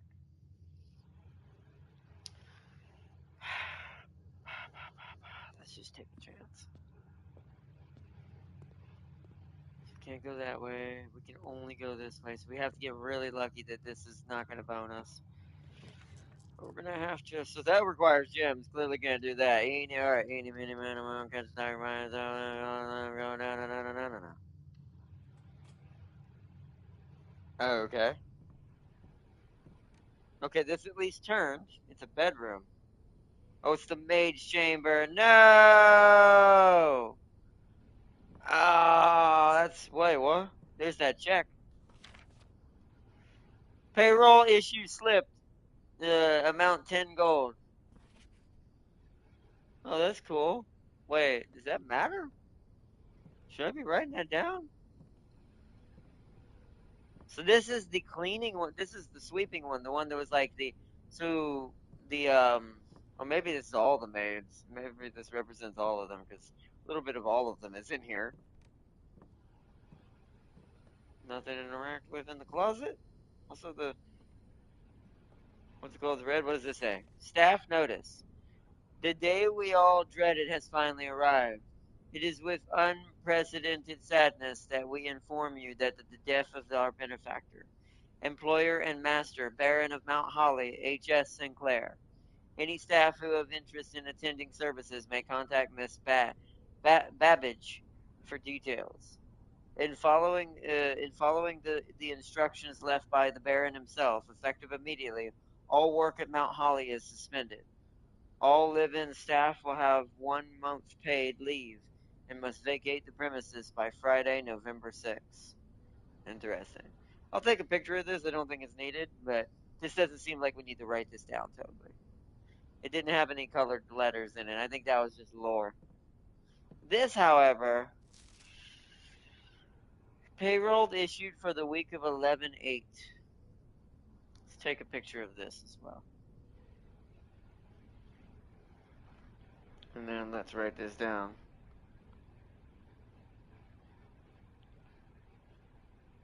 You see, what was the architect smoking when he was designing this manor? He was a crazy man. Well, the guy who designed this manor in help with our grandmother was our grandfather. I think our grandmother plays more into this than the story's letting on, and she's a lot more important than we think. And I think it has to do with the antechamber. It's either that or our grandfather is in the antechamber. Part of me's thought about that too, that maybe this is almost like an Egyptian tomb kind of situation too, slightly, but in a different, like from a different pantheon perspective. Especially if what I think is true about this place. That would kind of make sense. But it's either our grandmother is tied to that room we're trying to get into, or our grandfather is. I'm leaning more towards grandmother though. All right, let's write this down. Next note. I'm writing everything down. This game is one of those games you want to have your info. so that way you never get caught sleeping on something and accidentally miss an opportunity. So this would be the maid's chamber, right? Hold on. Yeah, let me write that down. So this is number 6 dot MAIDS. Oops, can't spell. Maid's chamber.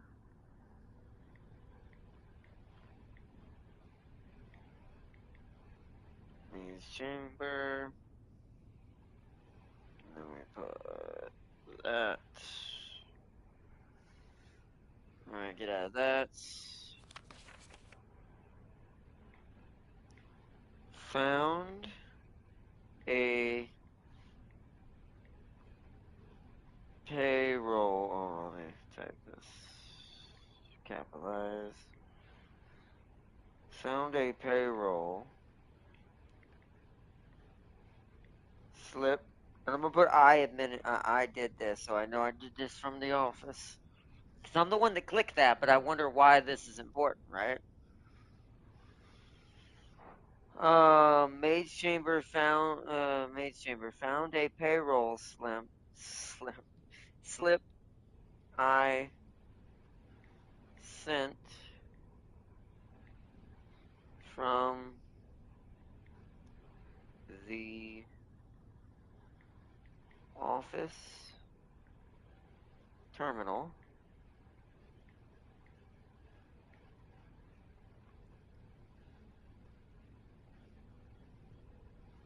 for, I'm gonna say, okay, office terminal for the amount of 10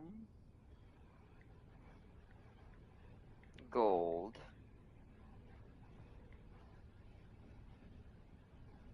on the, I'm gonna say in game, just in case I'm half asleep one day.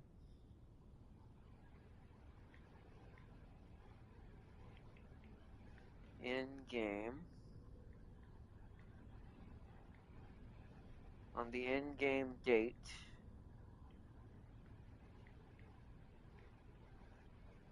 oops, that's the wrong one. Date of, it's 11/8. 11 slash.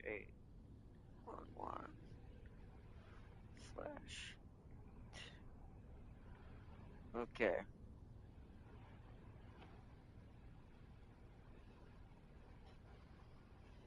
Alright.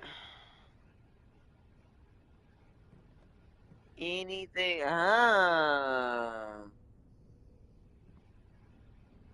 So, okay. See, the chapel is one thing, but seeing this in here is a different thing. Because now I'm starting to wonder, have you noticed something unusual, Chad, about the staff? Yet. So, the chapel had them all have them, but so does this statue. Also, I'm going to write this down. This found a statue. So, also found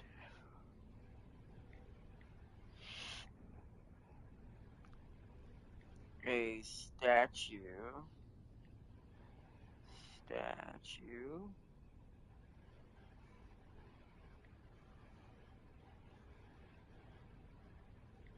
of, that's the, oh, I gotta go back up to my other notes for the chapel. It's the one with the broom. What did I call it? So there's livestock cleaning angel, jockey angel, shield maiden, crop angel. It's got to be the cleaning angel. Statue of the cleaning angel from the chapel. From the chapel. From the chapel mural.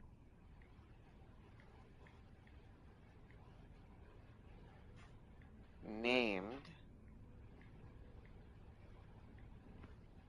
Mila. Mila.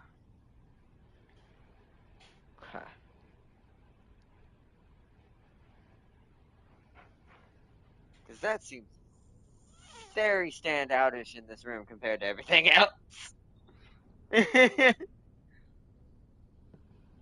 Like this new room looks really normal, except that.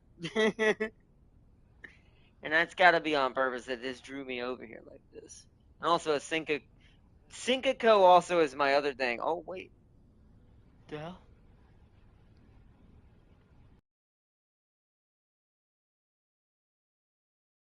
One write that down. That way I have a picture of the statue as well. Um, hmm. I also have the Syncaco thing is also something in the back of my mind and how it's related as well. Also, that looks like the house grid. That right there, chat? That looks like the anti-chamber symbol. And this looks like the grid around it. That's exactly how big it is. Just in a small scale. Huh. I'm telling you. I think I know what this house is. It needs a key. Where are we at right now? How many steps we got? 34. It would take 7 steps to get back to the courtyard. And let's just use our. Oof, I say that.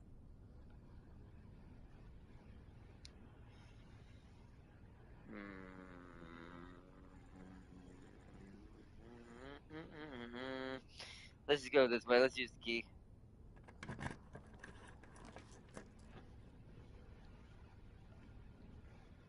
Ah, shoot. So we can't do this one because this is locked.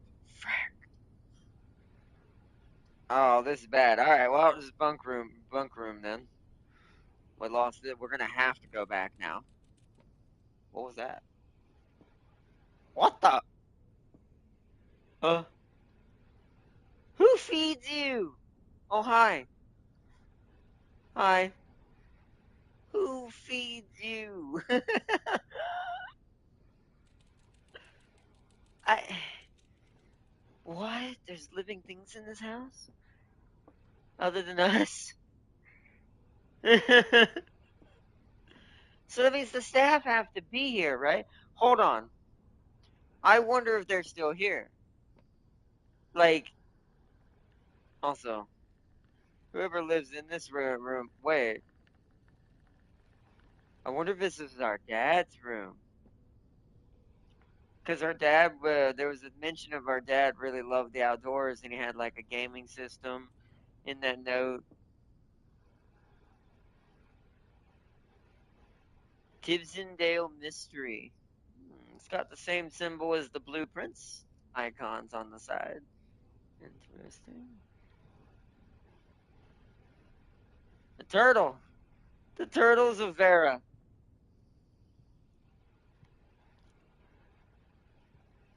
Then I think these are just movies, but that one does have symbols on it. Camp Colonial. Really sad I can't interact with this.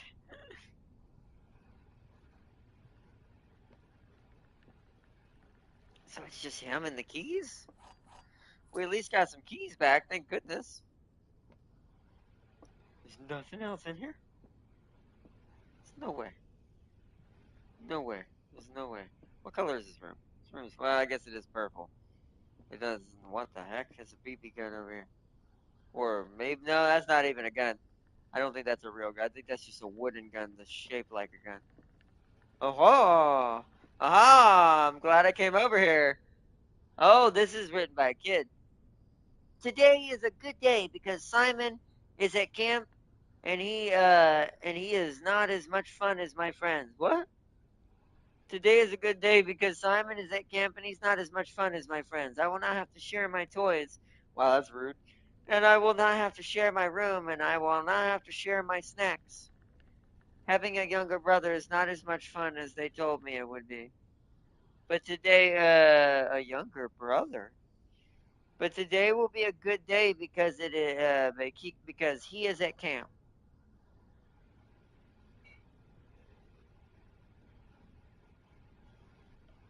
Hmm.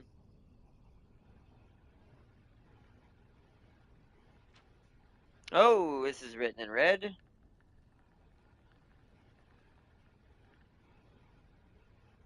Wow, this kid is vindictive. We have to write this down. I gotta take a picture of it. All right. We'll come back and write this down. Let's see how far it goes. Oh, it's all written in red. Dear God, I'm gonna have to write a whole sentence for this room. Um, I also had more fun at camp than he has had in his entire life.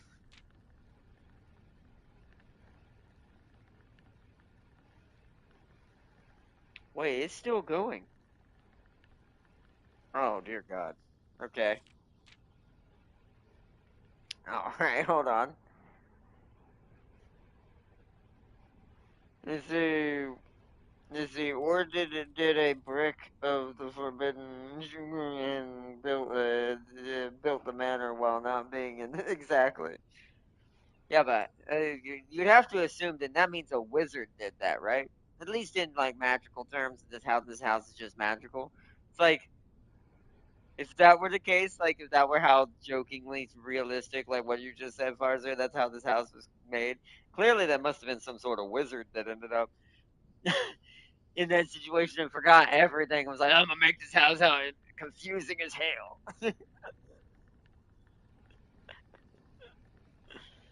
Oh man. Okay, so let's.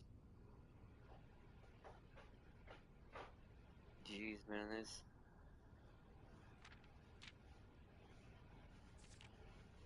All right, let's write this down.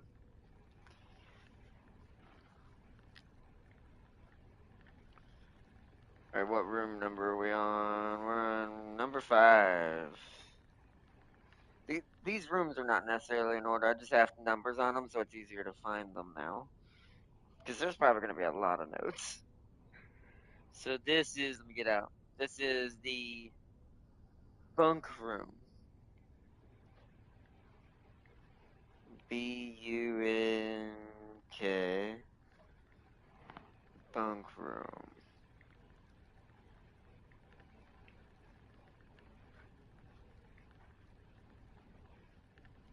Okay. Found. Get out. Go back in that. Found a. I'm gonna say journal. Jour. Journal written by a kid. Not sure who yet. Written by a kid.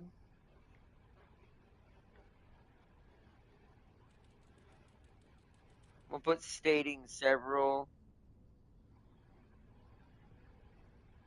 Let's see.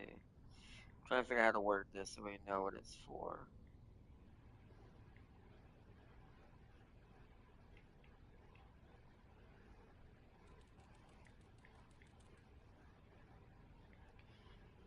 Stating several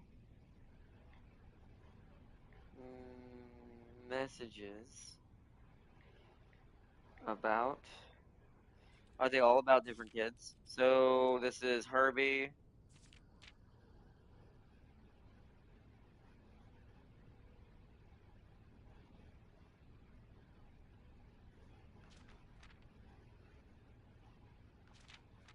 Herbie is mean and really stupid. Today is a good day. And today is a good day because I threw away his airplane.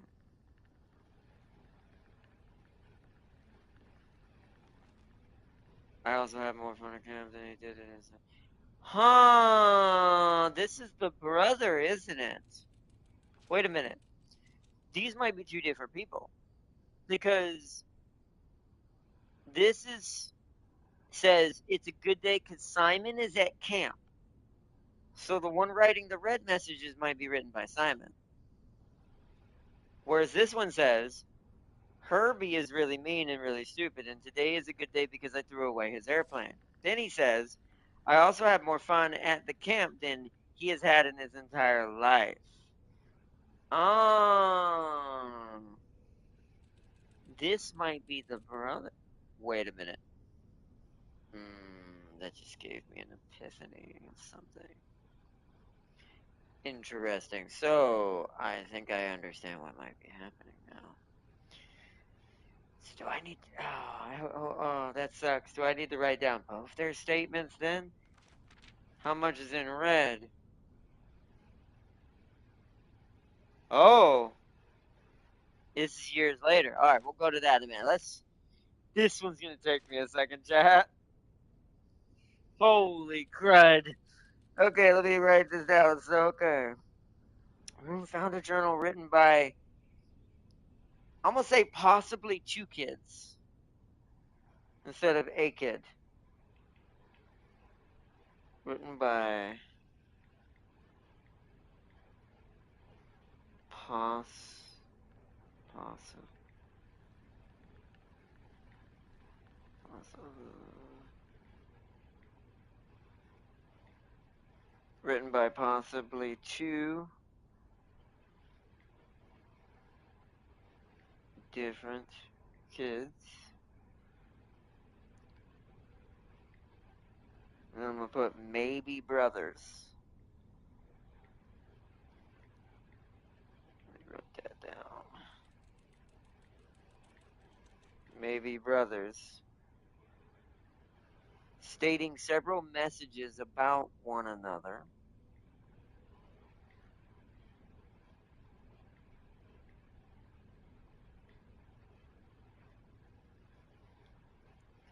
Stating several messages about one another.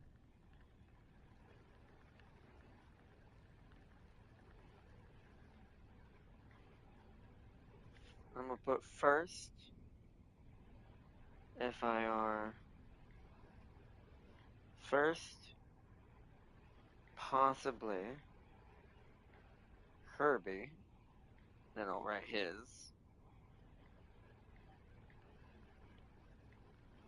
First, possibly, be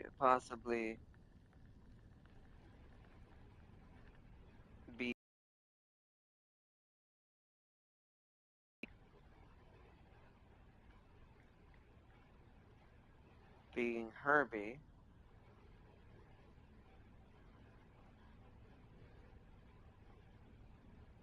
stating, that's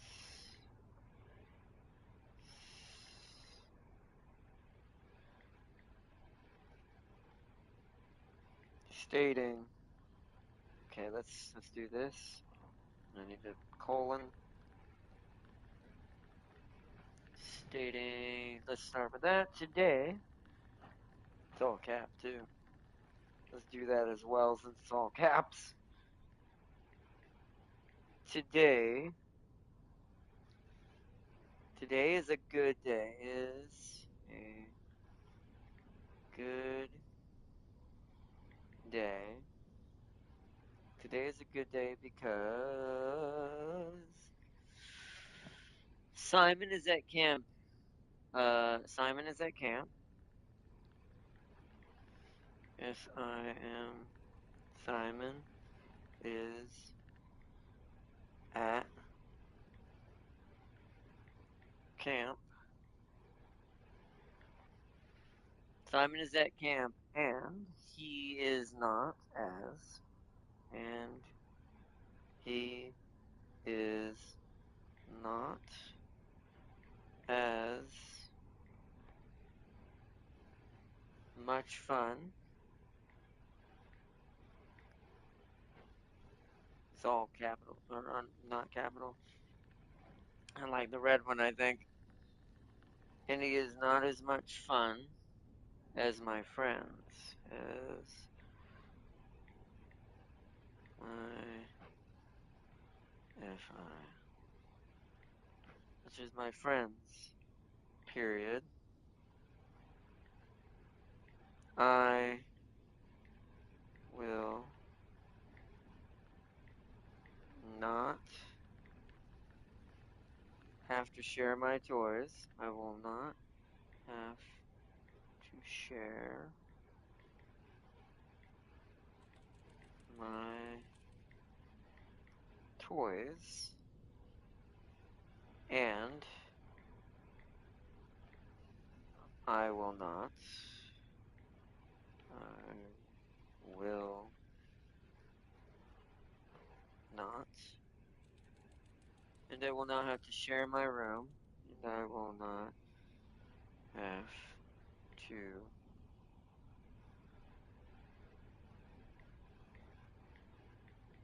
share my room.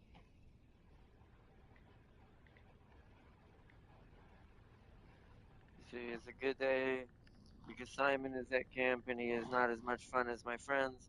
I will not have to share my toys and I will not have to share my room. And again,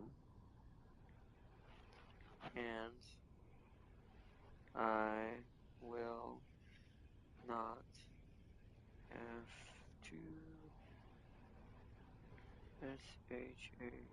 share, and I will not have to share my snacks.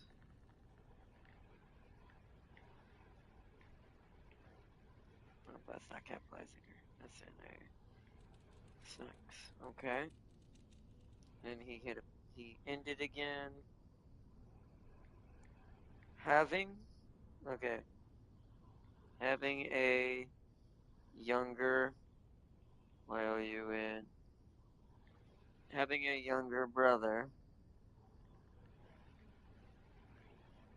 is not as, is not as much fun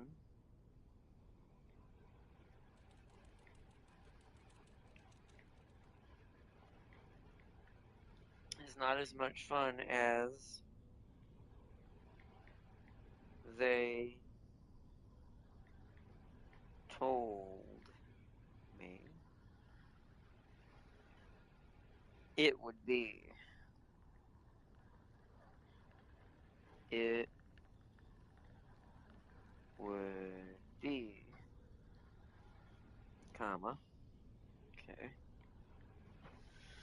But today, but today is a good, yeah. But today will be, but today will be a good day. But today will be a good day because he is at camp. Okay. Because he is at camp. Alright, period. And then I'm gonna put, hold on, is that all of his message until?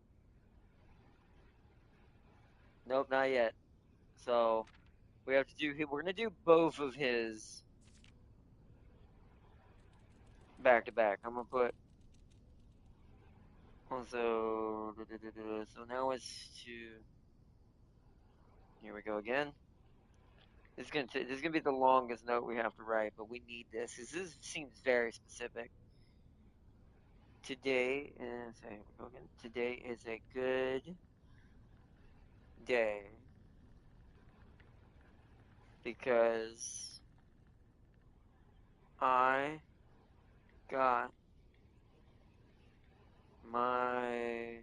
It does feel like Herbie is the more evil one, the one riding in black, but we'll see. Today is a good day because I got my brother in trouble. It looks like my brother in trouble for reading my private journal, for reading. Oh yes, that is him because he didn't just read in it; he wrote in it. Is he? But I mean, You're kind of being an ass. Yeah, see, today is a good day because I got my brother in trouble for reading my private journal. My private journal without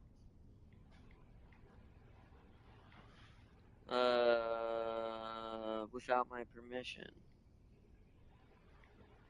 Without my without my permission and writing mean things. MEAN. Writing mean things in it too. In it too. Period. He also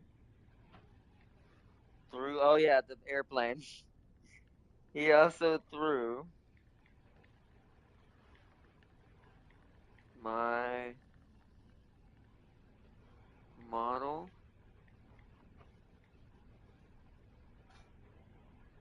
I'm actually gonna capitalize this, even though it didn't, so we know it was an airplane just in case. He also threw my model airplane in the bushes outside, and that's good to know. So it might be outside in the bushes if we ever need to find it. In the bushes outside.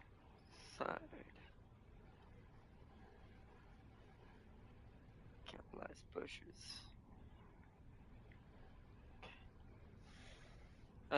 In the bushes outside. But okay. He says he got it back though.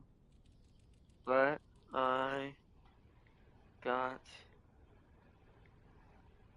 it back. And he's capitalize this but I got it back and if oh, I gotta capitalize a bunch now. If he DOE does, then it is not capitalized. It again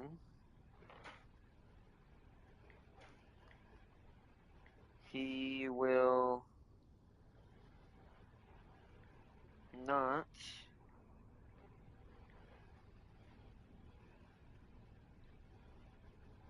oops, that's gotta be capitalized. He will not get to go to he will not get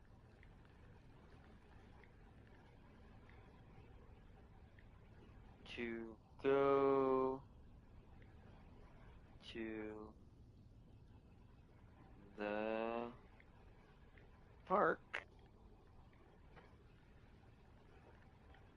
on Friday and I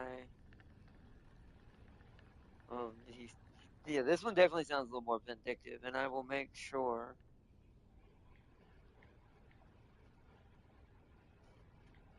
I will make sure. Hello.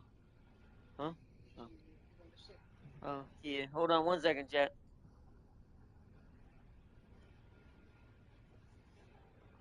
One more. Maybe two more. I don't think so. There's not in there much. Come on now. That's good. Mm. I thought there was only one. Wait, hold on. No, don't tell me how I long. didn't get that one. You're right. I didn't. Uh-huh. This is my stuff, remember? Thank you. All right, Chad, I'm back. Let's see. And I will make sure he gets. Wow. Wow. This guy was mean. I kind of agree with Herbie on this one, the red one, even though it's in red lettering. Unless because once again because this game is a mirror type puzzle, it could be that the red lettering is Simon, and that Herbie is actually the mean one. but or back not back. I meant said that backwards. It could be that Simon's the main one and Herbie's the good one, but it, until we know more, that doesn't really matter. That's why I'm writing both of these in what color they're written in. So if we need the references later, we can. So, and I will make sure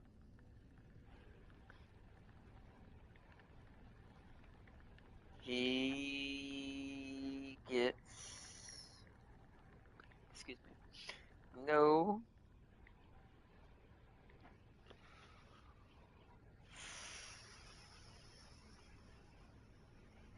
presents. My brain couldn't.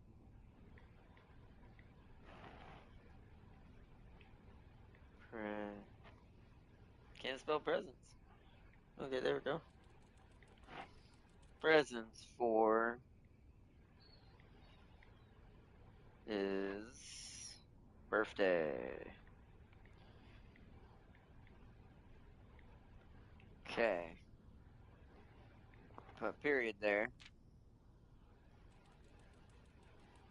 So this one's younger. Look at that. Look at how he spelled presents. So this one is much younger. So this is clearly the older brother.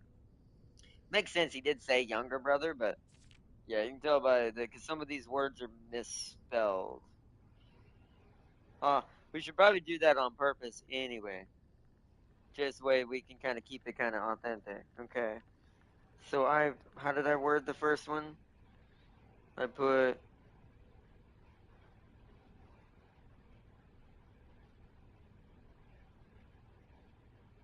first possibly being Herbie.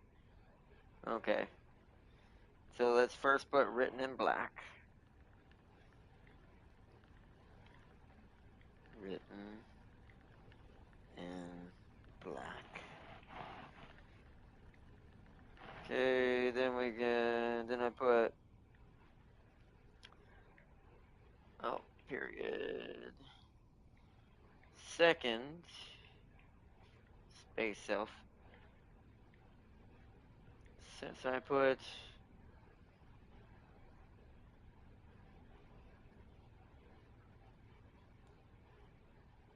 first possibly being Herbie, second,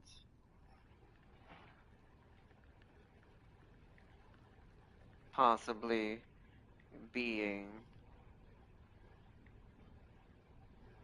Simon. S-I-M. Go Simon. Alright, here we go. Now, let's write Simon out. We gotta go back to the beginning of his, which would be here.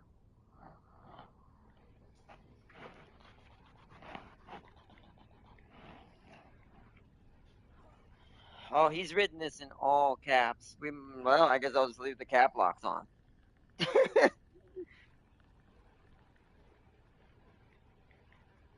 Herbie, this is gonna take a minute. Herbie is mean. Herbie is mean and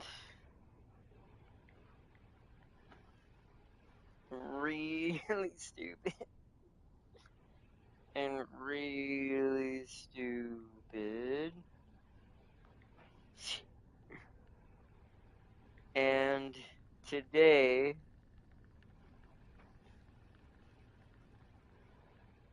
is a good day because I threw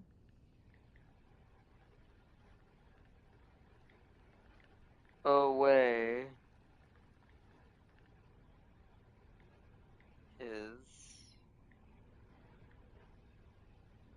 airplane. At least his sentences are going to be quite as long because they're all capped. So it's taking up half the page. This is how I used to write when I was young. I did not know how to conserve on space while writing with my foot in the beginning. Still not easy because the way I have to write with my foot, but this reminds me of me when I was young. Alright. Let's see. Did he put a comma on there? Oh, no, he ended it. Even though he's writing in all uppercase, it doesn't matter, but I also also I also had more fun at camp. I also had more fun at camp than did he spelled than instead of then. THAN than he has has had in his he spelled that right entire life. So life spelled right, yes. I gotta keep an eye on that because some of these are spelled wrong. Period. Next. That's not his, okay? This is after, so this is the one after he got in trouble. So that's actually the first sentence. That's the response to the first one. To the very first message Herbie put in here in black. So this is the response to the second message. When he told him he wouldn't, when he basically wrote in there he wouldn't get presents for his birthday. I don't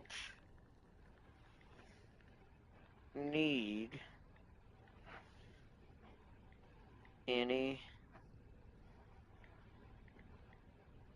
presents because I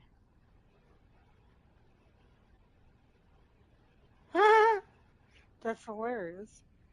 Because I have my brothers. Let me make sure oh, hold on. I spelled presents wrong. Well, I spelled it right. He spelled it. So it's PRESIN, which I wonder if that's being spelled wrong or if it's just, if that's on purpose. Because the word sin's in the middle of that. And I'm gonna go back to chat in a minute. Like I said, with that statue in there in the chapel, have you noticed a running theme of something about certain winged creatures and stuff from a certain lore or from a certain book? Then that spelling of presence has the word sin in the center of it?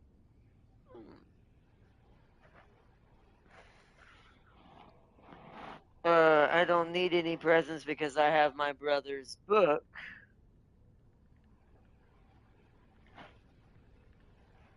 Because he won't. Oh, he didn't do that properly, so I need to take the apostrophe out. Because he won't stop. He spelled writing wrong. RITING. Writing. Because he won't stop writing. ABOU. About me and today. It's about me and today is a good day. Okay. Okay. About me. About me and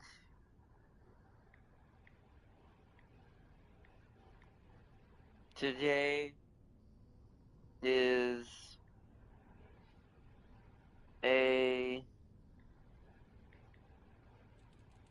a good day because I know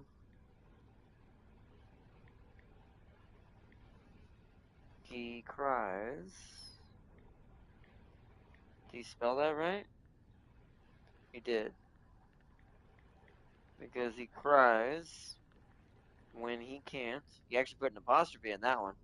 But he doesn't know that there's an apostrophe and won't. That's interesting. That's a good observation because why how would you know to do it here but not here?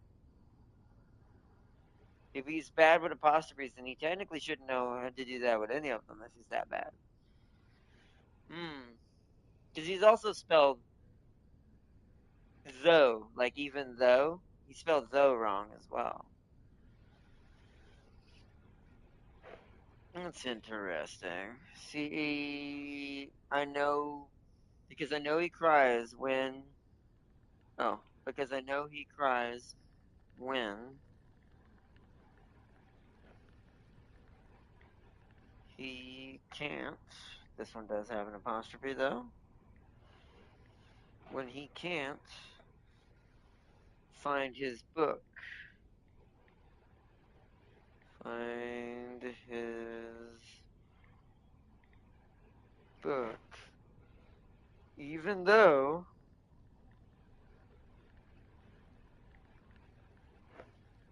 even though he is older,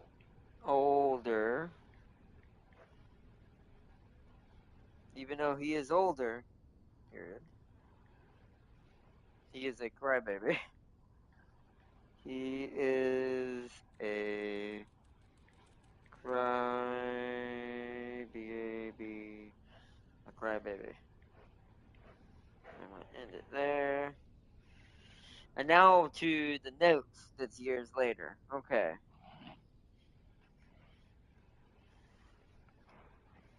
So see who this is. This I'm assuming is Herbie by the first sentence, right? Today is a good day because today my brother. So I'm gonna say at the end here. Now oh let me put written in red real quick. Oops. Written in red. Boom. Period space. Okay, now found a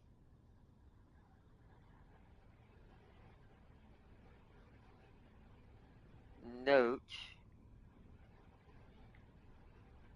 at the end of the book, or at the end of the journal. Now I'm gonna put possibly written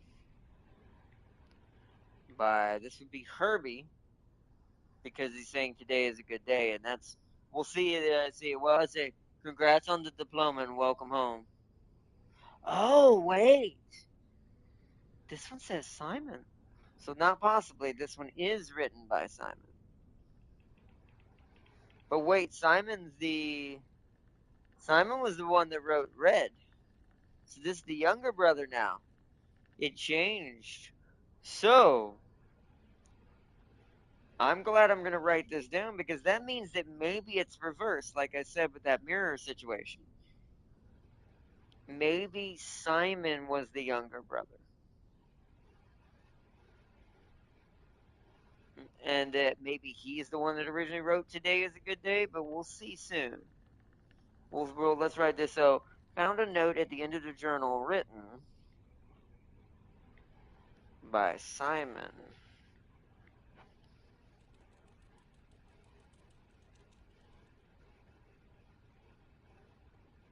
All things being said, I wouldn't have it any other way. I still would have rather had a sister. I like that. Okay. Congrats on the diploma and welcome home, Simon. Okay, that's it. All right. Written by Simon.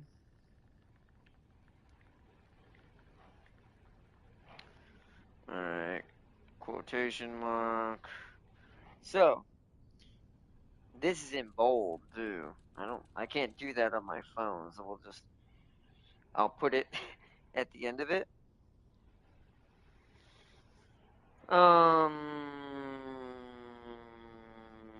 today is today is a good day. Today is a good day. And then I'm gonna put, before I continue the sentence, written in bold lettering. Oops, that's not how you spell that. B-O-L-D. Bold letter.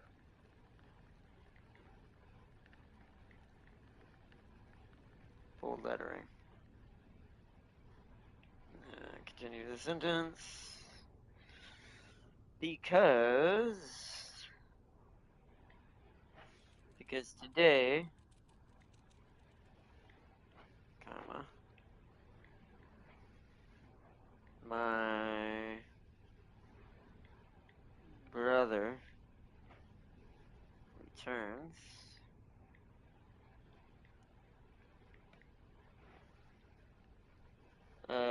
from college.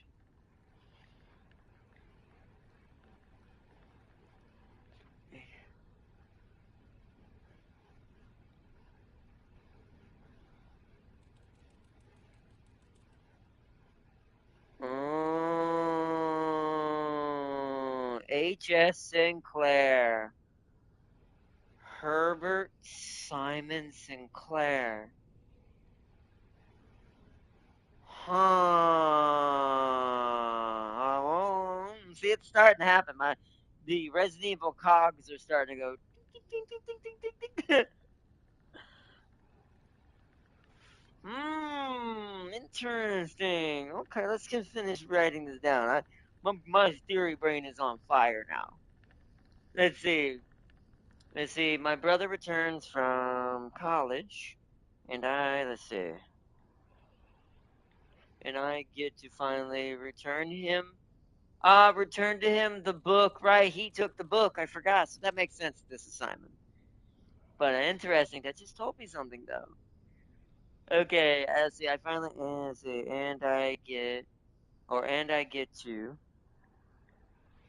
and I get to finally return to him to him the book I took from him a long, long time ago. A long, oh, a long, comma, long time ago. Period. Hopefully, hopefully you, yeah, hopefully you find it as hilarious, hilarious. Hopefully you find it as hilarious as do, as I do, comma.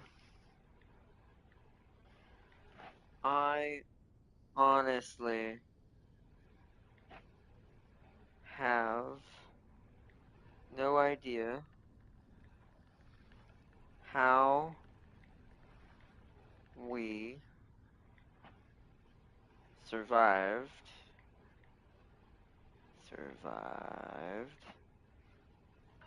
sharing a room. Sharing. Also, that's another thing. This house is mystical and magical, right? I assume it's been that way for the whole family. Why would you make? I guess because it's a little easier because the rooms are random. But why would you make your two children share a room in a house that's basically infinite? That seems kind of silly, but who knows? That also maybe makes me wonder something else too, right? I don't know. We're gonna see. Does he have no idea how we survive sharing a room? Explanation mark. And then all things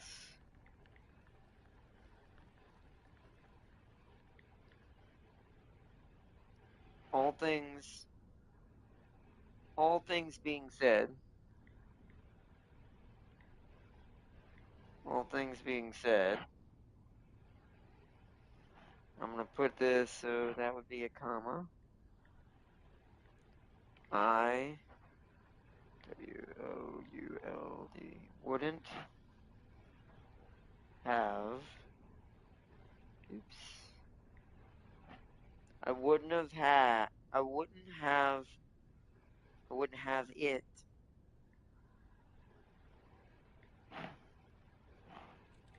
any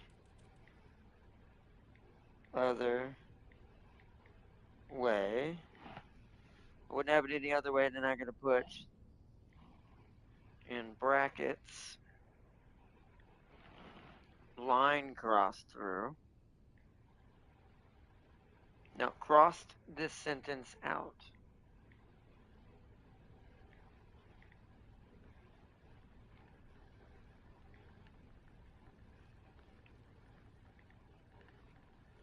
Crossed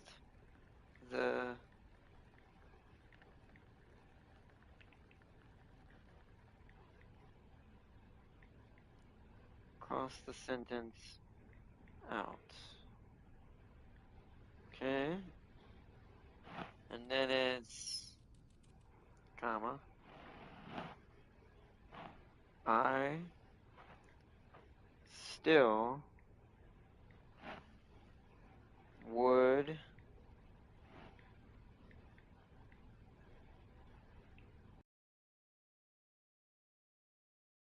rather have had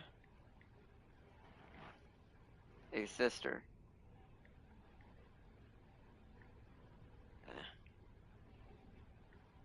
Typing it wrong here. There we go. Would have had a sister, comma, and congrats. Unless this was before that. If this is our grandfather, or one of these boys is our grandfather, then maybe this house wasn't built yet, but then they were living in this house as kids too, huh? So this house might be even older than I think in the family. So congrats on the diploma and welcome home. Either that or this is one of our fathers. Like one of these is our dad to us, and the grandfather, this was our grandfather's children. One of those. There's also another even crazier theory my brain's now working around, throwing around in its head, going, I still would rather have had a sister. Congrats on, congrats on the diploma. Congrats on the diploma and welcome welcome home.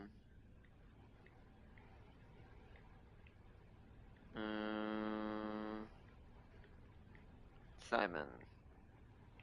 Oops, hold on, let me put that under it. Simon. Dash. Dash. S-I-M-O. Simon. Okay. Woo! That took a minute. Holy crud. Alright, let me bring chat back up. Sorry that took so long, chat. That was a whole freaking little journal we had to write. Jesus.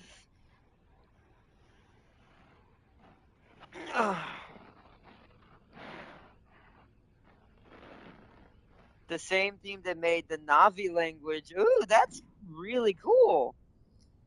Also, Ellie Fanning's character is a wetland android, and it said on a yacht. Yes, I knew it, Tamkick. Yes, I know what this is.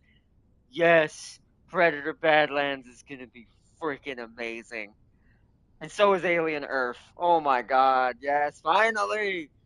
Finally, we get Resident Evil level deep lore for the Xeno and Predator after all these years. It's gonna be great. Also, welcome, Temkin. bossing around Skynet. No, no, no. It's even more tinfoil hat now. Skynet in the Dark Fate universe was actually feeding the human resistance against. Really? So Skynet is a separate AI. So Legion is a different AI. That's cool. But yeah. So that was a really long note we had to take there, but that was a really big chunk of story. So, okay. Let's observe and think about this for a second. Aha, aha, aha, aha, yeah. So, okay, there's two different personalities here. Look at this. Camp, outside, outdoorsy guy. Tech guy. Loves movies, loves games, loves technology. This is me on this side. This is me. I do love this as well, but this is less me just because of disability moreover than anything. Interesting. He even had weights. Ah. So the gerbil is his. So the gerbil is Simon's.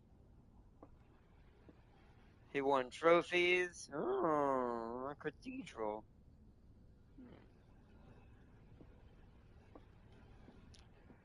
And then there's this dead zone in the middle. Note that this part of the room is completely neutral in between the two. That's very interesting. Although there's a camera stand here. Also, I think this is just design. It is. It's just when I see this kind of stuff in a shell shaded game, it makes me think that there's something I can interact with. It's just my brain. So, okay. So there were two brothers, Simon and Herbie. One of them is most likely our grandfather or maybe father. I don't have enough information on that yet. But here's something else interesting. I wish I could go back and look at the note without having to use all my steps to get back to the entrance hall because there's no reason for us to go down there. Actually, now there is technically, but I'd actually know I'm still not going to go down there because we're going to cut over to the courtyard so we can continue from that way. But so I'll talk about it as we're walking back. Let me make our way back. I gotta go down this way. Right? Yeah, we gotta go this way. But yeah, what I'm kind of realizing something. So I want to point out the letter we got when we got here, right? Think about the letter that we actually received. The letter is written, of course, according to the game, by our grandfather. However, the signing of it is H.S. Sinclair, Herbert and Simon. So are both of them responsible for this house? There's also in the office a picture of two different men. One is clearly our grandfather because we've gotten to see a picture of him in a different way and know that that's what he looks like, physically at least. The other is a different man. And part of it wonders if, I wonder if that's the brother. But then which one is our grandfather? Is the case too. It also makes me wonder, is this going to have one of those stories that they both fell for the same person? That's the other thing I'm trying to figure out. If that, because the only thing that doesn't make any sense is if that is our grandfather and his brother, then that means this house existed before they did. That means my great grandmother and great grandparents were the ones who built this house. But I don't know if that's the truth. So part of me wonders it's either a double conundrum situation going on something I have a deeper theory on, or maybe that's our father and his brother that grew up in this house. So one of them is our dad, but which one is it? Legion did show a bit of fear against Skynet, not because of its tactics or strategies, but more because Skynet can hijack its Terminators and use them against them. But that also shows that maybe Skynet is the superior AI, at least on one level, the pure robot side. If it's able to hack into Legion, which is another AI's machines, it means technically that Skynet's code is stronger and is the more superior machine life form, at least in the brass tacks of what makes a machine life form truly a machine life form. But that's cool. Never knew that. I never watched all the new ones, so we're going this way. Ooh, that's actually really good, isn't it? Yeah, that's actually, well, no, actually, no, it's not because it's only one, but we need it because it's the only way to keep moving forward.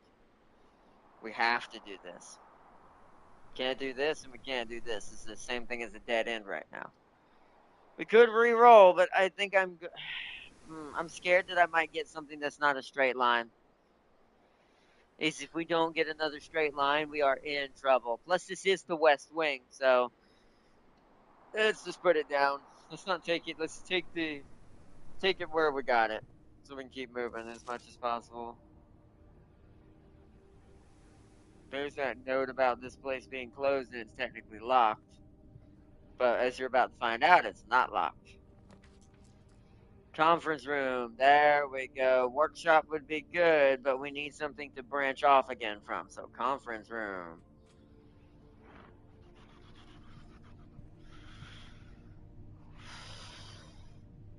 Oh, I don't think we got to see this.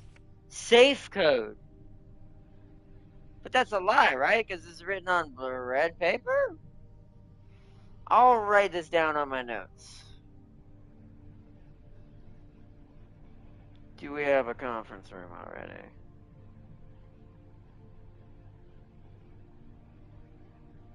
No. So we need to add conference room to my notes.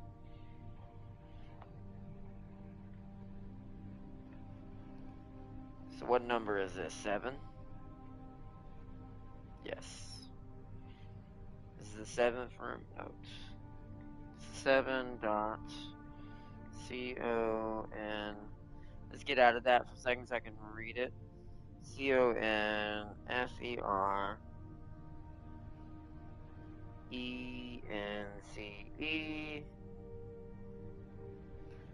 Conference room. This might be a lie though. It's written on a red piece of paper. I need the security room. It still hasn't come up yet. We're getting really unlucky with the security room. It's not drawn at one time. Let's see, conference room. And then we want to do colon. So now we get out of that with this. Found a. I'm gonna put red note stating. Well, no, red note with a safe code. With a safe code.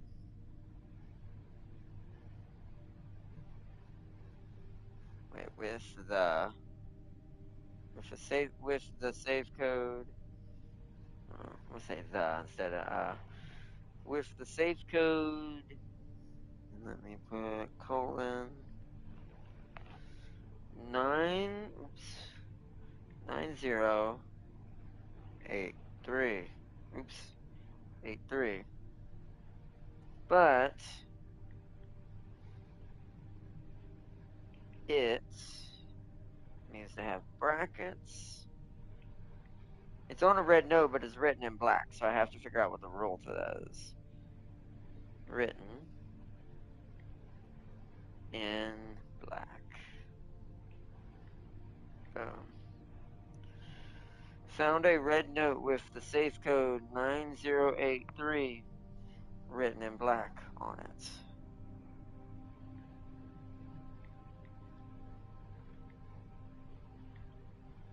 Okay. Let's also take a picture of that. Okay. Can I interact with anything else in here? Oh, hello. Spreading items. Some special rooms allow you to spread items throughout your house. When items are spread, they are immediately placed in several of the rooms currently in your estate.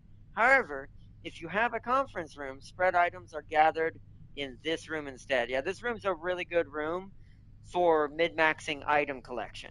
So if you have like that green room or whatever room we did, or oh no, like when we did in the office when we spread coins to the other rooms, they all end up in here. And the other rooms, like, or when you spread rooms to room, it's a good way to kind of gather all the stuff you're looking for in one place if you're trying to distribute stuff across the mansion. Good to know.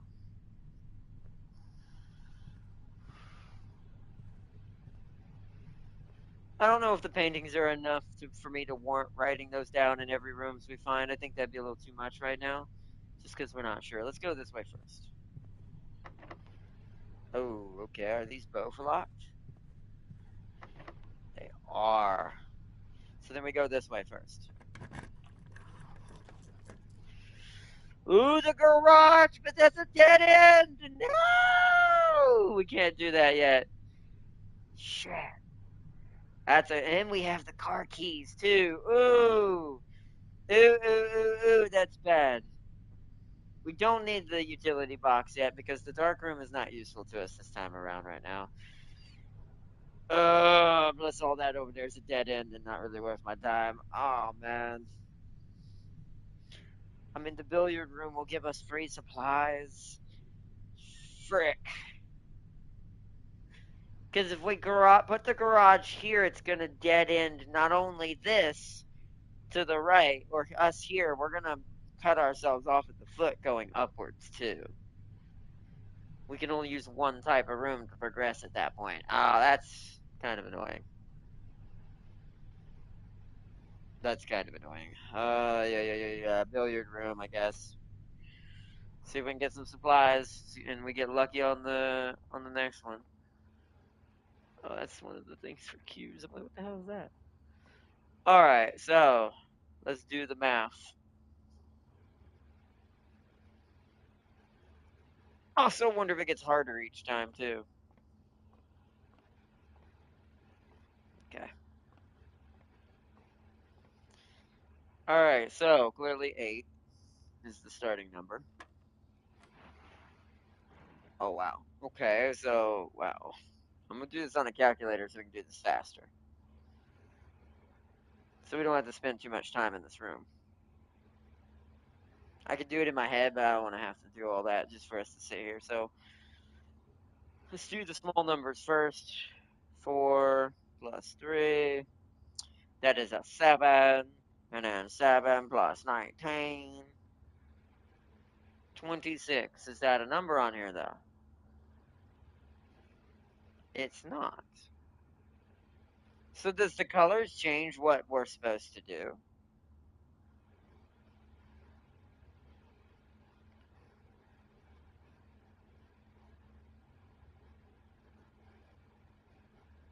That's 26 no matter how you shake that. Let me do it the other way around. 119 plus, or not 119, 19 plus 3 plus 4. Yeah, it's still, there is no 26 though. Am I supposed to hit 20 then 6? 20? No. So that can't be a plus now? Oh, I'm looking at the wrong one. That's why I'm an idiot. Doop. I thought that was 19. It's not a 19. It's on the 7. Oopsies. That's 14. Okay. I can't remember what color this is. I think it's subtraction. So then now it's 7 plus 6 minus 4. So let's do that. 7 plus 6. Oops. 7 plus 6 minus 4. 9. Okay. Now here's what I don't remember. Is it division or multiplication? I can't remember what we said pink was. It's in order on the outside, right? So it's multiplication then division. So this is pink is multiplication. Okay. Let's clear that. Now it's 12 minus 8. 12 minus 8. That equals 4, and then 4 times 4 is, my brain, 16? That's an 8, damn it. 4 times 4, 16. Let's see if this is right. Yep, okay, again. So now it's 10 minus 8. 10 minus 8, which would be 2, right? Yeah, 2, and then times a 12? Times 6? 12? Is there a 12? There's a 12. Hey, got it. Hey, got some keys back. That is actually really helpful. Okay. Let's go unlock the other conference room door now. Now that we've got an extra key.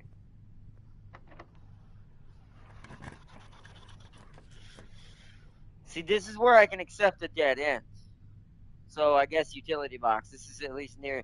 If we get any of the other more important rooms, at least it'll be nearby. So let's just do utility box. We're not going to bother turning it on or messing with it right now. There's no point. But we will check, see if there's items in here.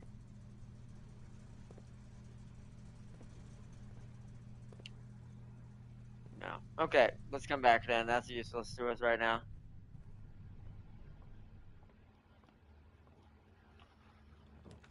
Oh, gymnasium. Now that's new. We lose footsteps in this. This is the opposite of the bedroom. That is frickin' terrible. However, I'm thinking Great Hall so we can keep moving left. This is gonna dead end us if we don't. We have to either go gymnasium or we have to go Great Hall so we can get out.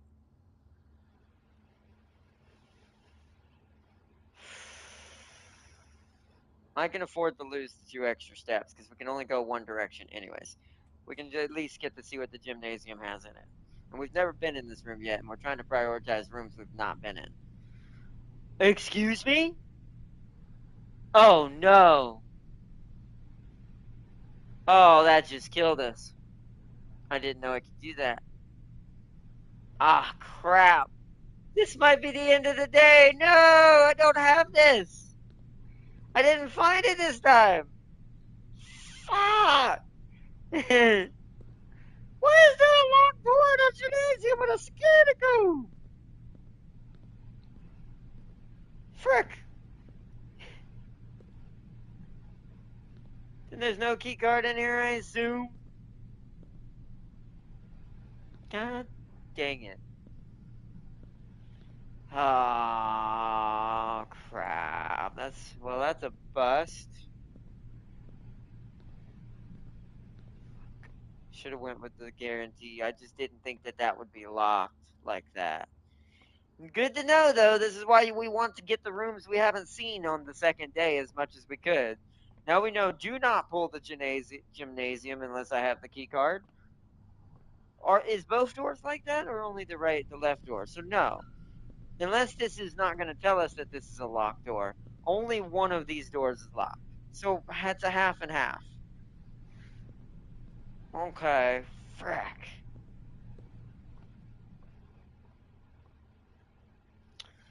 Have nowhere else to go, do I? No. Damn it, we did good. We did good. We got more width in this one than we did length like the last day we did. On the last day it was all about length. That means these keys I have are now going to go to waste. That's a bit shoosh. Oh, I should have re-rolled. I had dice and I forgot. Although once again, I didn't know the gymnasium was going to be bad, so I just took the logical choice. All right. Ah, shoot. Yeah, I think it might be time to end the day, I guess. Yeah, oh, I like that you can go back and see your day one layout. See, we made it further up, filled in the gaps on the bottom, but we didn't make it as we made it way closer to the antechamber than this time. This time we had a couple of gaps, but we got some good, useful lore and useful clues written down again. So we did at least make some progress. What button? Let's go down here and end the day. Oh man, call it a day. Darn. Legion still won in the end of the campaign by sacrificing so many Terminators, lowering Skynet to one location so he could nuke him. Yeah, but realistically, that still wouldn't kill Skynet. If Skynet's a proper machine, then it's housed somewhere, like somewhere else, way away from that, so it can always hack. All right. Oh, it tells you what important rooms you pulled. So we got the conference room, the office, and the mail room this time. We took 69 steps, rank reach 6, items found 7, new rooms this time 6, total rooms 28. And that was day 2. All right. Well, let's save and quit for now. We don't have time for a whole nother day. I've kind of doing this kind of way for the streaming on purpose for blueprints is we basically do a day each stream. That way we have time to take our time, write down notes, because that's why I do it that way. Because this has probably already been, let's see how long. Yeah, already a 3-hour episode, and that's because I have to take notes and write things down that may take longer to be able to keep information for the next day, so we don't have to keep bringing those rooms back up. Because that is why the game recommends a notepad for you to write down on, because it doesn't want you to have to keep going back in those rooms and wasting your time just to read the same note that you forgot. So, highly recommend if you play this game, if you really want to solve the mystery and you like the mysteries of these types of games, definitely bring a notepad and a pen, or do it on your phone because there's notepad apps you can just download on your phone. You can just do that like I do. It's infinite space and you don't have to worry about paper and ink and all that and replacement pens and da da da da. So that's what I'm doing is I'm writing it all down in my I have a Samsung, so my Samsung notepad that comes on the Samsung phones in order to get our information and keep it close at hand if I need to reference something that I'm realize that I have information for written down, but I'm not quite sure if I remember what it was. So,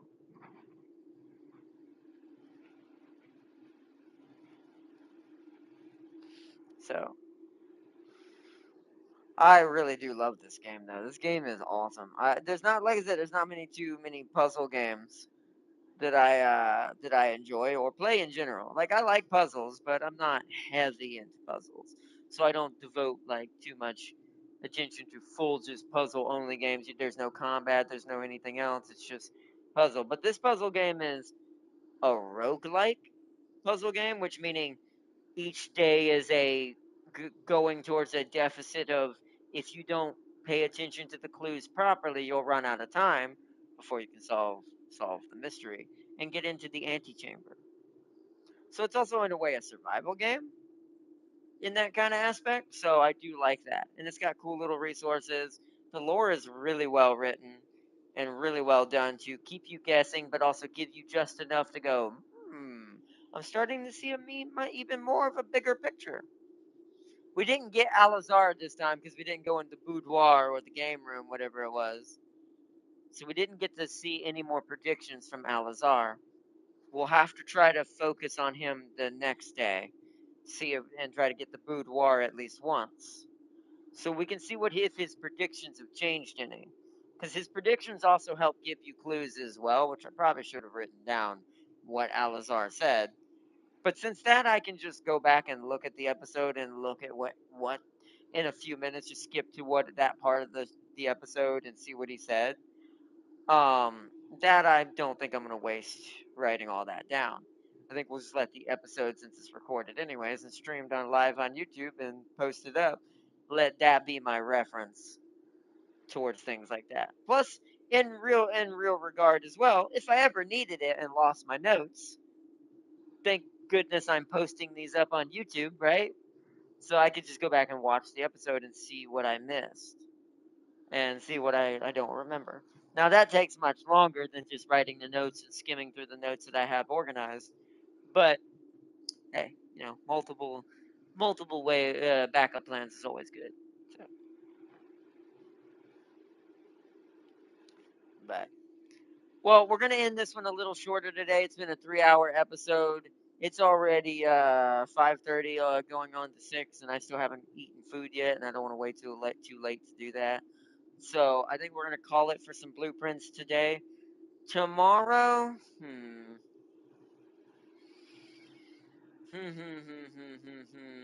tomorrow, I think I'm going to show off a special little game I picked up for my own fun. We're not going to actually do a series on that. It's just to in honor of the sequel. If not, if we don't do that, then I think that we're going to be on PC tomorrow, playing this little roguelike deck building game that I picked up for myself. If we don't show off that, then what we'll probably do is actually no, what we will do, unless something IRL changes this. What we will do is we'll get on PC and we'll pick up where we left off, either in Microtopia or we'll do some probably more. I'm more interested in doing more Heart of the Machine, that role playing game that's also a turn based strategy city building colony sim game, but for robots. In honor of us talking about Skynet and kind of in Legion today, we should go back to that and do some more on that. That's got a really good story and really awesome game mechanics to basically role playing what type of machine sentience you're going to become towards the humans and different things. So I am actually very much excited to do more of that. So we'll probably, if we don't check this out tomorrow, or the new, or not this, if we don't check out that game, that roguelike deck building game I'm playing for myself right now, then we'll do Heart of the Machine tomorrow. Get some more of that going and see what other cool choices that chat's gonna get access to. Because once again, I'm not making the choices for that chat. You guys are. So whatever machine sentient consciousness you end up creating, it's on you.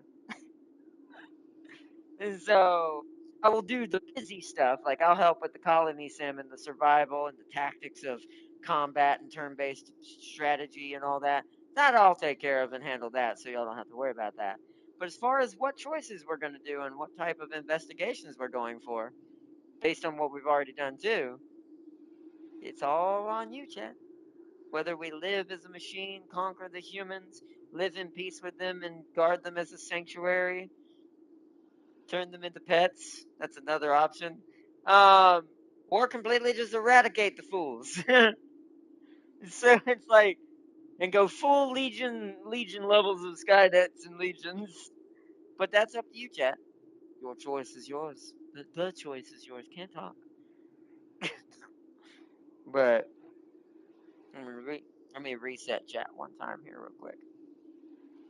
Make sure I'm not missing any comments before we close it out for tonight.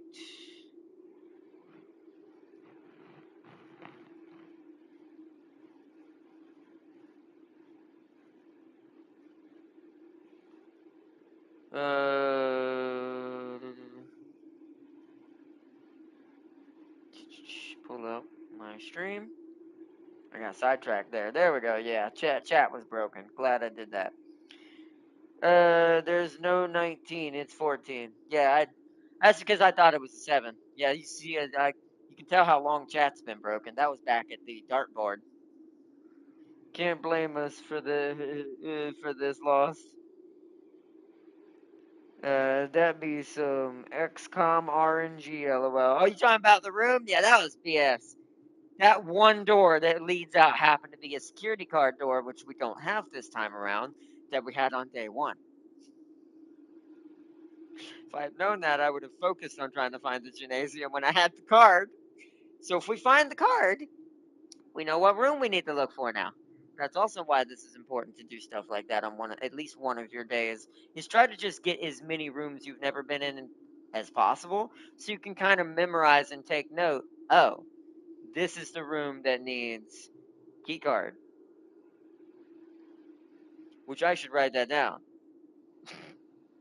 in my notes. Let me. I'll do that after the stream ends. So that way we know. Gymnasium has a key card that has a door that requires a key card. So that way I know just that alone about the gymnasium when I pull it. Let's see. By not. Don't ask why Skynet was driving around with his core in the back of a truck with a massive target that says "Nuke me." He survived, but I bet he will never do that again. Oh yeah, that seems kind of silly for a machine to do that. Anyways, maybe he had some sort of networking issue. He couldn't.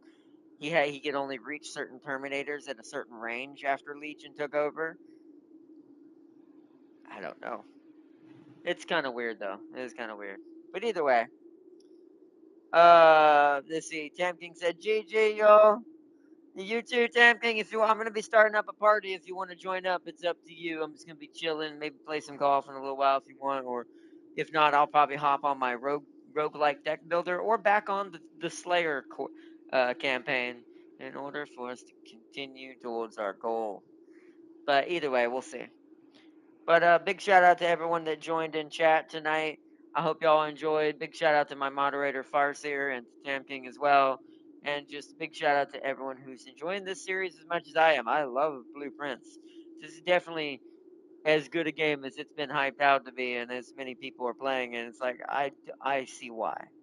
It is a very good game. Got good mystery, good story, good little gameplay loop too for the roguelike side too. The day is based on your blueprints and how you form your house and put it together. So I hope y'all enjoyed, and thank you so much for joining in for another episode of Blueprints. And I will see you all tomorrow for either a roguelike deck builder or some more machine sentience. And until then, I hope y'all all enjoyed, and I will see you all then. Bye. Wait, don't think it was that since he could speak to Legion AI directly. Okay, well then that makes it even sillier. But good point. But big shout out to everyone, and I will see you all tomorrow. And until next time, peace and love, everyone. Bye.